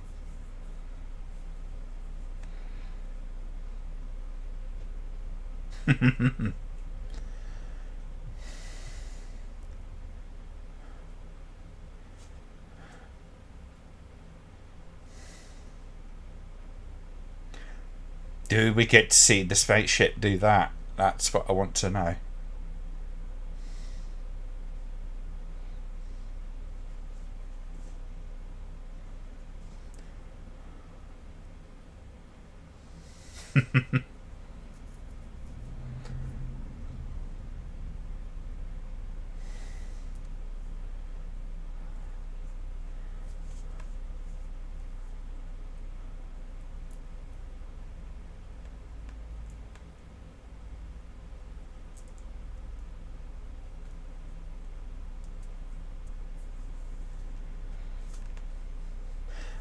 John, I tend to appreciate Tron Legacy on literally just on a visual basis. The story is better than the original Tron, but like I say, it always feels like that story could have been better placed in a different venue, if you know what I mean, in terms of the film's world. Because a lot of what happens with the story doesn't really have much to do with the world of Tron. It's just like they've gone taken the story and transplanted it into there. At least that's how it felt to me. Oh yeah, Kieran. But that's back in the day that Disney really kind of didn't mind going dark.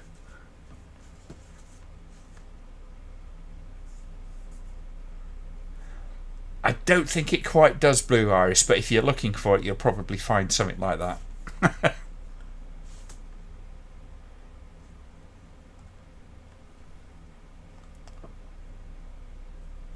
Could Plumber look any glummer?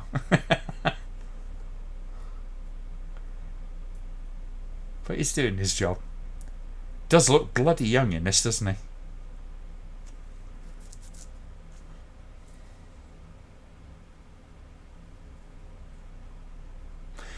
I don't think Disney would take a risk with anything like that ever again. No, probably not. Very different heads at Disney now. But have been, since like the 90s, late 80s, and the 90s.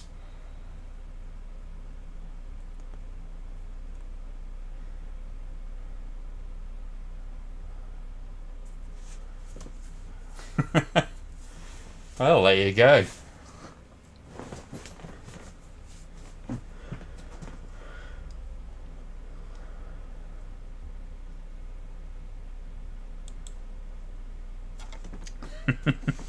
Not the tidiest film in a lot of respects, but fun enough, and you can see where the budget went with that particular film.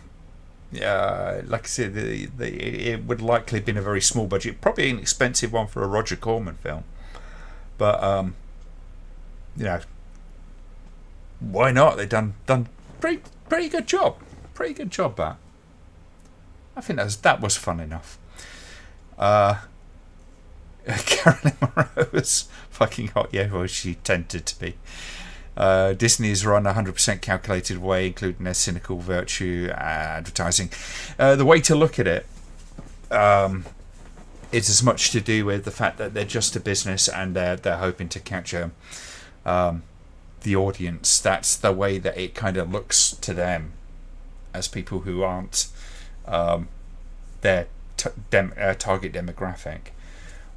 They look over there and see that kind of stuff in sort of vlogosphere and Twitter and Facebook and all that kind of stuff, and I think that's the way to go. It's become, I mean, it always has been to a great extent, but it's become even more sort of marketing kind of focused when it comes to making and selling films, and particularly with the kind of budgets that they throw at films these days. They absolutely need the widest catchment. Really, they want the biggest audience they can possibly get. It's not all about greed per se, but they do need those returns. Otherwise, these films become millstones very, very quickly. But that's the big thing with the whole kind of Chinese market, is now they're having to kind of tweak things to make it sort of work with the Chinese market, which is having mixed results, to say the least, and is quite compromising to the kinds of stories that they probably want to tell. But yeah, been great to be here tonight, says Spike. It's been great to have you, Spike. It's nice to see you back. The follow-on to Blade Runner bored me, and I went to sleep watching it. I mean, I'm not a massive fan of the original Blade Runner, as heretical as that may seem. I always found it a little bit all about the much more about the style than it was about the substance. There is some substance in there, but it felt so fleshed out in terms of kind of like the some of the world building, and you know, that's one thing that pisses some people off, is go, oh, you got to have world building. It's like, yes, to a certain extent, you know, and a lot of it should really kind of be things that sort of happen around what's you should be focusing on, which is one of the things, you know, certainly when one of the big complaints when it comes to like Star Wars sort of universes is these days, you go, oh, it's not enough world building. George Lucas would do this, that and the other. George Lucas is one of those guys that he has 1,000 ideas and doesn't want to give any of them up. He's not very focused when it comes to carving down the story into something which is a lot more efficient, and I think that's very present in the prequels when you see those things. There's so much stuff going on. It takes so much time out to be kind of like looking around and going, the approach to Mos Eisley in the original trilogy that he kind of inserted is a good example of that. So you've got all that extra stuff and extra creatures digitally put in and all that kind of thing. And people go, oh, that's world building. It's like, it's bullshit world building, in my opinion. It gets in the way. You can have all that sort of stuff sort of happen, and it's fine. One of the things he did was like the bit where Obi-Wan goes to shut off the tractor beam. Originally, the original footage actually did have tractor beam written above the little lever. And one of the things he went back and changed was he changed it into an alien language, which is the supporters of that would go, well, that's world building because that's the language that they would have written down. And I just call bullshit on it. It's not that kind of film where you need that kind of detail. It doesn't help the story. doesn't really immerse most people, because most people ain't going to be looking for that kind of stuff. So I kind of go. And it is a shame for me when I kind of like talk about someone like George Lucas in those terms, because he's made films that I've really, really loved in the past, but he's done so much to kind of blow the good kind of feeling, goodwill towards him on a lot of things when it comes to that sort of stuff. And the prequel trilogy was one of those things that when I watched it the first time, and bear in mind, I'm old enough to have watched all of the Star Wars films when they first came out. We saw, my brother and I saw the original Star Wars when we were in Hong Kong as kids. So it was a little bit later than the original release, but not by that much, really. So we grew up on those, and Return of the Jedi and Empire Strikes Back. Those three films were a big part of our childhood. And then the prequels came out, and I gave it every chance under the sun. The first one sort of came out, and I went, yeah, okay, maybe it'll kind of pan out as the trilogy happens. And then the second one came out, and that was quite a mess. A bit more fun, but it was quite a mess. And then the third one came out, and it just never felt like it really paid off. I don't remember at any point going, my God, that was amazing. Not like I did with Star Wars, the originals. Seeing The Empire Strikes Back and Return of the Jedi play out were quite something, because even Return of the Jedi, which is the one I'm most critical about when it comes to the original trilogy, it was I enjoyed the hell out of it when I was young enough to kind of like not mind the Ewoks, and then as I sort of grew up, and George Lucas kept making changes, I just got that little bit kind of like more jaded with it. But I can still watch it and really, really enjoy it, because it's still true enough to the original trilogy. But the prequel trilogy was like kind of like I wouldn't say unwatchable, but it is. I think it's a good demonstration of what happens when George Lucas gets total creative control. Now, if you like that, then great. But if you're a big fan of the original series and that's what you grew up with first, you're looking at that with a certain amount of horror, to say the least. But yeah. I mean, I will likely never watch The Rise of Skywalker ever again. I watched it once at the cinema, and I think that was enough for me. The Last Jedi, I can watch The Last Jedi. I don't think it's an intrinsically awful film, but it's just a bad Star Wars film, which is a bit of a problem when you're in a Star Wars trilogy. And Rise of Skywalker, I thought was very functional. It worked okay. It is enjoyable to watch, but it doesn't do an awful lot to kind of add. But that wasn't really its function. It was really a kind of get new audience into Star Wars again by more or less retelling the original story.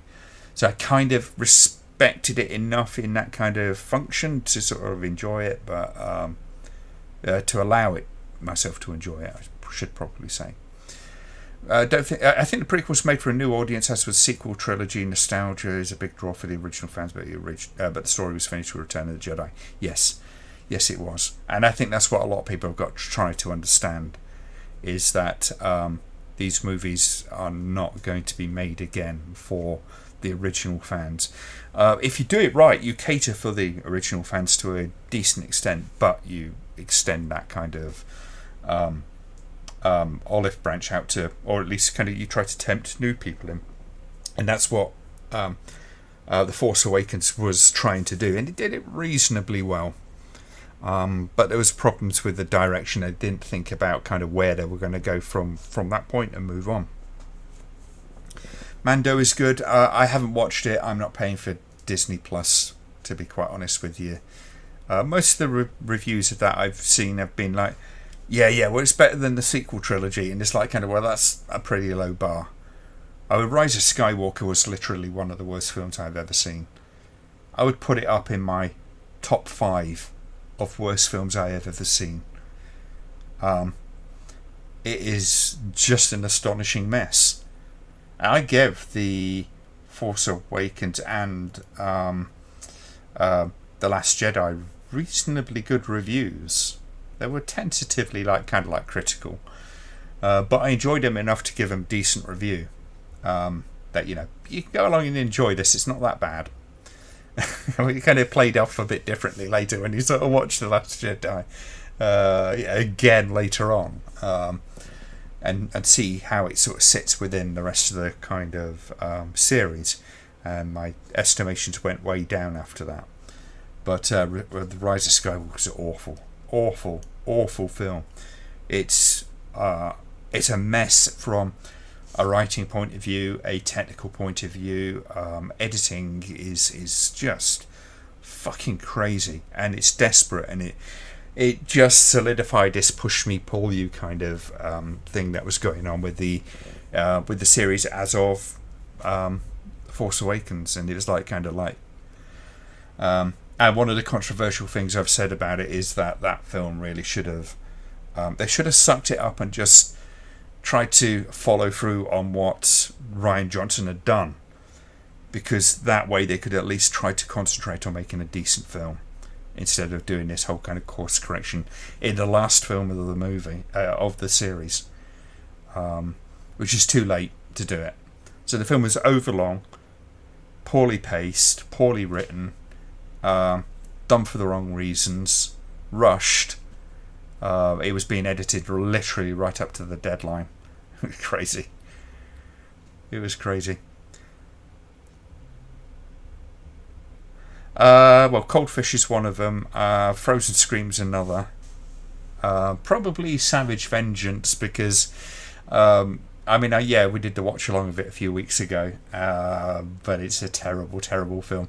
I can kind of get a little bit of enjoyment out of how bad it is, though. Funny enough, Newt has actually been working with the guy that directed that film, so he seems like a nice guy. Donald Farmer, from what I understand, he seems to be a nice guy. It is one of those things you sort of go, I've really ragged on that film,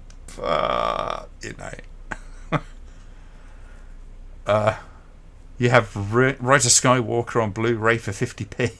I think if I was going to see it again, I would probably be looking for a bargain like that. I would not be buying it for 15 quid.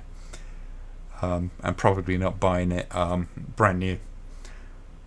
Worse than I've not seen Cats. I will not see Cats under any circumstance unless I'm paid a lot of money to see that film. I hate Cats. I hate the musical. I have worked the musical. It's an abominable piece of writing. But it's not supposed to be a good bit of writing. It's supposed to be just a bit of kind of fluff, really. But it's the kind of fluff I cannot sort of abide. We didn't need to know why Anakin turned on Luke's adventures after. If you want to know, read the expanded universe. Yeah, I kind of agree. I mean, they could have done a good story on that, but you know where it's going to end, and that's a big part of the problem. Funny enough, the fact that it was a prequel and had to butt up to the original trilogy was actually one of the most difficult things for George Lucas to be able to deal with, because he didn't want to have to sort of kind of wrap everything around perfectly and all that kind of stuff, but he had to, so a lot of the ideas that he had went out the window as the series went along, and he realised that this is not going to work, that's not going to work, I'm going to have to do this, that and the other to try and get it to fit together. Donald Farmer's entry in that Video Nasty's book was one of the most interesting parts. Yeah. Whatever I think of Donald Farmer's filmmaking, he is one of those guys that's out there doing it. He's making those films. He's part of the industry in whatever capacity. I have to respect that. Making a film is not easy, even if you're making a bad film. It's a war of attrition, to say the least. So yeah, I mean, I get little tastes of it now and again when I have to do like kind of editing for students and things like that, trying to put things together and make it work. Seeing where bits and pieces of ideas that you can see where the ideas were supposed to go, but they hadn't been able to think necessarily through the process entirely, because they're not experienced at it, so you can't expect them to be perfect and all that kind of thing. Filmmaking is a process that is much more complicated and intricate than most people kind of can conceive of. There's so much that can go wrong. You miss a shot, your shot doesn't get taken properly, you haven't got enough angles, the lighting's wrong or different in one shot to the other that are supposed to be right up together. An actor kind of gives a slightly different read to a line, which is supposed to be cut between two shots and things like that. There's so many things that can kind of be very, very complicated, really kind of put spanners in the works.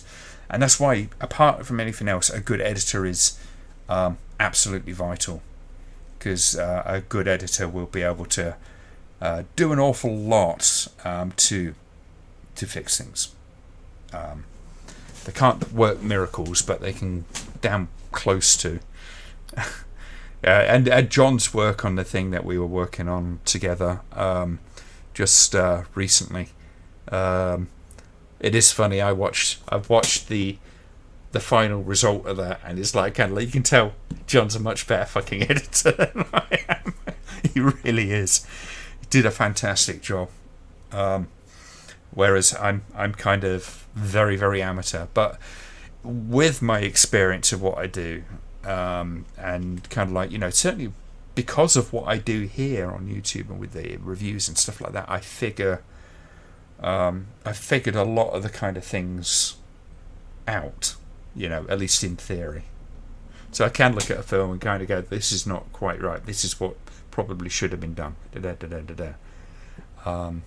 And it sometimes comes across as being arrogant. I would hope that it isn't on my behalf. It might just be the way I speak sometimes, because it can come out that way. I understand that.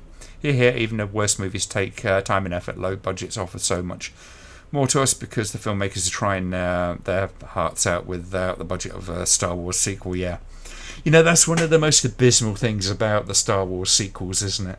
Especially Rise of Skywalker, which I think had the most extensive budget. It was the most expensive of the lot, and it broke my heart to see a film like that had so many millions spent on it, hundreds and hundreds of millions spent on that film, and it resulted in a film that, as good as it might have looked, was no better than a filmmaker who'd only been kind of like a student for a year or two. It was terrible. What a waste. How many good films could that have made? Oh, mate, you're probably a better editor than I am. I don't know. I haven't seen. You're going to have to send me that link, by the way. It's a process. It's like writing. It's like directing. It's like anything. You learn. And one of the primary ways you learn is by looking at other people's stuff and analysing it. And that's what I do here. So when it comes to writing and things like that, I've seen so much of it that I can kind of figure out, what is the likely way of fixing problems and stuff, even if I haven't written 14 different screenplays myself, although that would make a good experience thing for me. You can figure that kind of stuff out. Editing is very much like that. You learn how other people do it, and you play around with it yourself. You see what you can do, and you keep going at it. You learn from your mistakes. And the most important thing is the big life lesson, really, is that you, whenever you make a mistake, always look at that mistake and go, what did I do wrong, or what could I have done better? one of the things I do that with in life is if, you're driving, or I like in my case riding my motorbike, and a near miss happens. Most people's response when that happens is like, "Oh, you wanker! It's your fault." The first thing I usually do is kind of like go, "What did they do wrong, and what did I do wrong? Was there something I could have done that would have made that safer?" And it's a process I always put myself through if there's ever a near miss on the motorbike, because it's my arse on the line at the end of the day. Loved the episodes of Radiodrome you appeared in. Radiodrome's a lot of fun. Shame it's not around anymore. But it's the same with Lost in the Static. That Josh just got so snowed under with stuff, and he was stressing about stuff. We just went, "Look, Josh, we'll put it on a hiatus or something for a while." But it just got to the point it wasn't coming back. I have considered in the past sort of looking at maybe reviving something of that nature.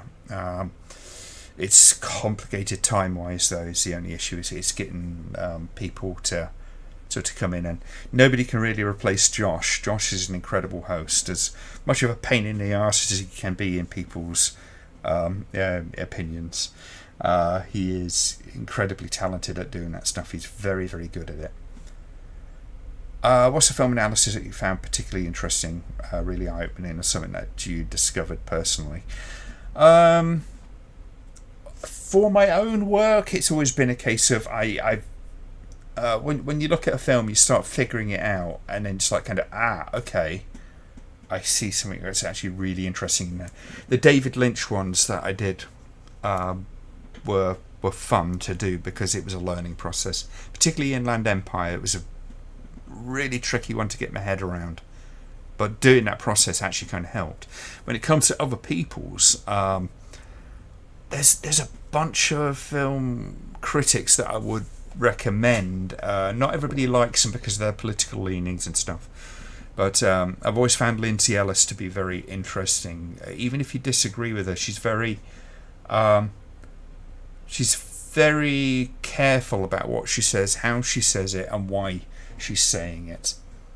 So she comes up constantly with very, very interesting stuff. Carl Calgren, he did something on Paul Verhoeven's work just recently, and it was really interesting. Was it a 2 or 3 part series I think he did on Paul Verhoeven's work? That was absolutely fascinating.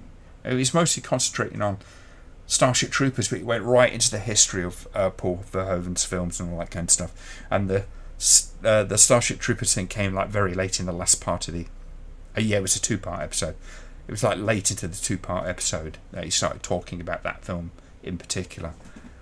But there's a bunch of guys like that who are very, very interesting to sort of look at and go real kind of like deep. And like I say, if you don't agree with the politics of how they're sort of approaching those kind of things, that's okay. But it's just a case of sort of they take their time to explain why it is they're saying this kind of stuff. And I appreciate that because it gives me a different kind of outlook on it. There was one on Twin Peaks, the kind of the Return series, the 3rd season, that I saw, which really kind of broke a lot of stuff down. Some I agreed with, some I didn't, but it was a fascinating take. Definitely was worth a watch. Don't know if you'll enjoy my little doc. It has kind of crappy audio. Audio is always the hard bit. Everybody fucks up the audio. That's one of the things I've just had this week was dealing with a lot of footage that was desperately in need of an actual microphone and not a telephone. But what you got to do, Kieran, is kind of like look at that and go, right, okay, how can I actually sort of do that in the future if I want to make something? How can I kind of get around that problem? And look around and buy yourself a couple of bits of relatively cheap kit that will do the job. I mean, it's why I've got things like this, you know. I don't have this because it's a posh looking mic. Let's see if I can illuminate that a little bit better. Right, that's my microphone. It looks a little bit kind of over the top for what I do. But I got sick and tired of dealing with crappy mics because everybody struggled when it came to listening to my early stuff, partly because of the delivery, which I hadn't really worked on at that point properly, but mostly because the audio quality was very, very low, and that's always a problem. So getting, I mean, that mic is it's about £110. You need like a sound card to power it though, because because it needs phantom power. But you can get some good mics for around about that price or a bit cheaper that will absolutely kind of serve you for years and years and years. So that kind of stuff is sort of things that you sort of look at and you build up a collection of those kind of bits and pieces. Decent webcam. I mean, this is not the greatest webcam. It was actually relatively cheap. But it's 1080p and it's got a bunch of options. So I would like to go for the Logitech C920, which would be a better one. But sound is always the killer. What did you say there? Don't know if you enjoy my little dog. It's kind of crappy. Yeah. Visuals aren't like Argento, to say the least, and my accent is pretty boring. You listen to the first couple of episodes that well, probably about the first 15 episodes of the Nasties review, because oh my god, I was like kind of like, welcome back to the Nasties review. It's about Love Camp 7. I was very monotone. Clearly reading, and I've had to work hard on it. I mean, you can tell I'm still reading a script, but if you listen to it close enough, but it's a lot more natural than it was back in the day. It's practice. It's a performative kind of thing. A lot of people don't get that about what we do. I had one guy complain too. Oh, you don't do enough of these kind of things. All you're doing is pasting a few pictures together and reading from a script. It's like yeah, I've got to find the pictures for one thing, get them in the right order, put them in the right place. I've got to actually write that script as well, which means I've got to watch the film 2 times minimum. It's just one of those things that really kind of irritated me. It's like, yes, my earlier episodes in particular were very basic, but they're still hard work. There's still a lot of work involved in it. That was the tone of your voice, but my core accent is appalling. Whether I changed the tone or not, it's like I say, it's a matter of how you work with that. You can develop a radio voice if you like. When I do the Nasties review, or particularly I think with In Extremis, my voice changes a bit for In Extremis. It's not the same as for Cynical Celluloid. If you listen to it, I'm performing differently when I do In Extremis. It tends to be a little bit deeper. It tends to be a lot less jovial. It's a much more documentary kind of style. Cynical Celluloid, I can afford to be a little bit more buoyant and fun with it, generally speaking.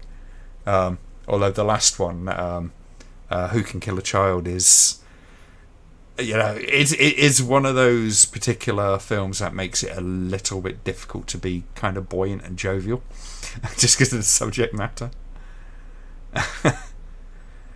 But don't worry about your accent too much. Just work on clarity and tone.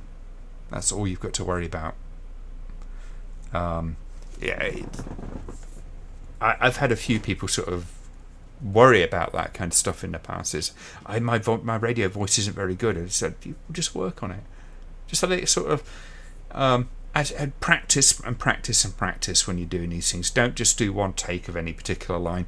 Do a few takes and play around with it and see what you can come out with. If you're worried about that kind of stuff. I don't worry about it too much because I've kind of been doing it for so long. I sort of got to a point where I sort of go, yeah, that kind of works. It's me. Oh dear. Right. Okay. I think we shall call it a night there, I guess. I saw Who Can Kill a Child on the big screen last year. Great experience, very creepy. Yeah, it is a bloody good film. Like I said, there's a little bit which is... this is really the last third, I think, just lets it down a bit.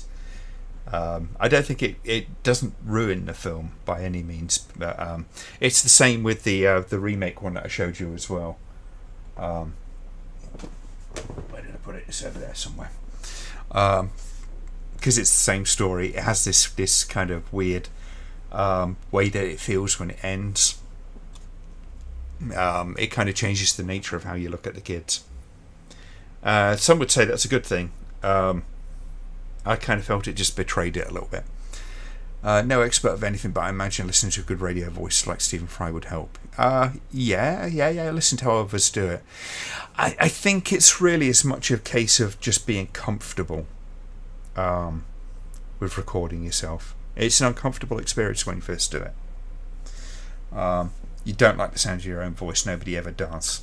I didn't. I've gotten very used to it now that it doesn't bother me in the slightest. But like I say, your primary thing is clarity. Making sure people can understand what you're saying, especially if you've got an accent. I'm kind of lucky because my accent is not very heavy, so it helps. It's not to say you have to get rid of your accent, but you do have to be aware of the fact that others might struggle with it a little bit. So clarity is the first thing, and then you've got character, which is your kind of how you deliver the thing, and that only really comes with practice and practice and practice. And when you're reading a script, reading it as if it's actually sort of trying to read it as if it's coming out of your head and not off of the page. Sometimes that requires rewrites as you go along, because it seems fine when you write it down on paper or on a word processor, but when you read it out, things can change. The way that you deliver words or the sentence structure can be very complicated, particularly with the way that I write and the words that I use and that kind of stuff. It's just the way I write. I don't write in a way that's necessarily easy to speak out, but it's very conversational in some respects as well. But yeah. Dear. Just realised those who've seen my doc will finally get to see what I actually look like. Your secrecy's gone. Yeah, welcome to my world. I'm a bit autistic with the kind of flat mumbly voice, so I'm not even going to attempt a YouTube channel, though. I think I might enjoy doing some reviews. Well, Gordon, I mean, no, I'm not saying that you should go out and do that kind of stuff, but don't be afraid of trying to do that kind of stuff, even if you just keep it private amongst a friendly group to begin with. And the one thing I always say is, your first few efforts are going to suck somewhat. They're going to be a bit disappointing. There's going to be a lot of stuff that you're going to hate, and a lot of stuff that other people will find difficult or a problem. But if you can sort of stick with it and keep practicing and keep improving, it's like anything. It's like exercising your creative skills. Even doing what I'm doing tonight, that's not something I could have done anywhere near as easily like 15, 20 years ago. I've been doing this since 99. No, 2009. Excuse me, 2009. I've been doing this since, and to get to the point where I can actually sit down and just shoot the breeze with you guys like this, it took a while. I don't even stress about doing this stuff anymore. I'm much more relaxed now. When I first started doing it, it was a very different experience. There's a lot of pressure on me in some respects to keep things going, and to some extent that's not, it doesn't always work, but I don't worry too much. I just sort of go, yeah, maybe if I'd done this, that or the other. When I've had the guests on, like John the other week, it's sometimes quite nice to have that sort of dynamic going on, although there's a lot more technically going on during that, which makes it a little bit more nerve-wracking. Reminder to mention podcast starting on. Yeah, get on with it. I mean, how hard can it be?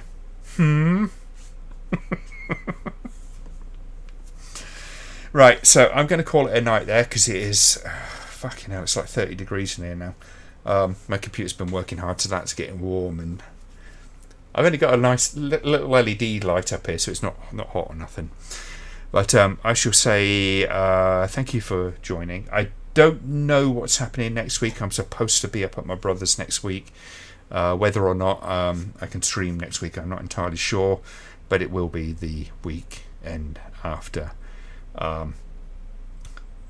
Somebody suggested doing a midweek one. Maybe that might be possible, but I've got to look into that.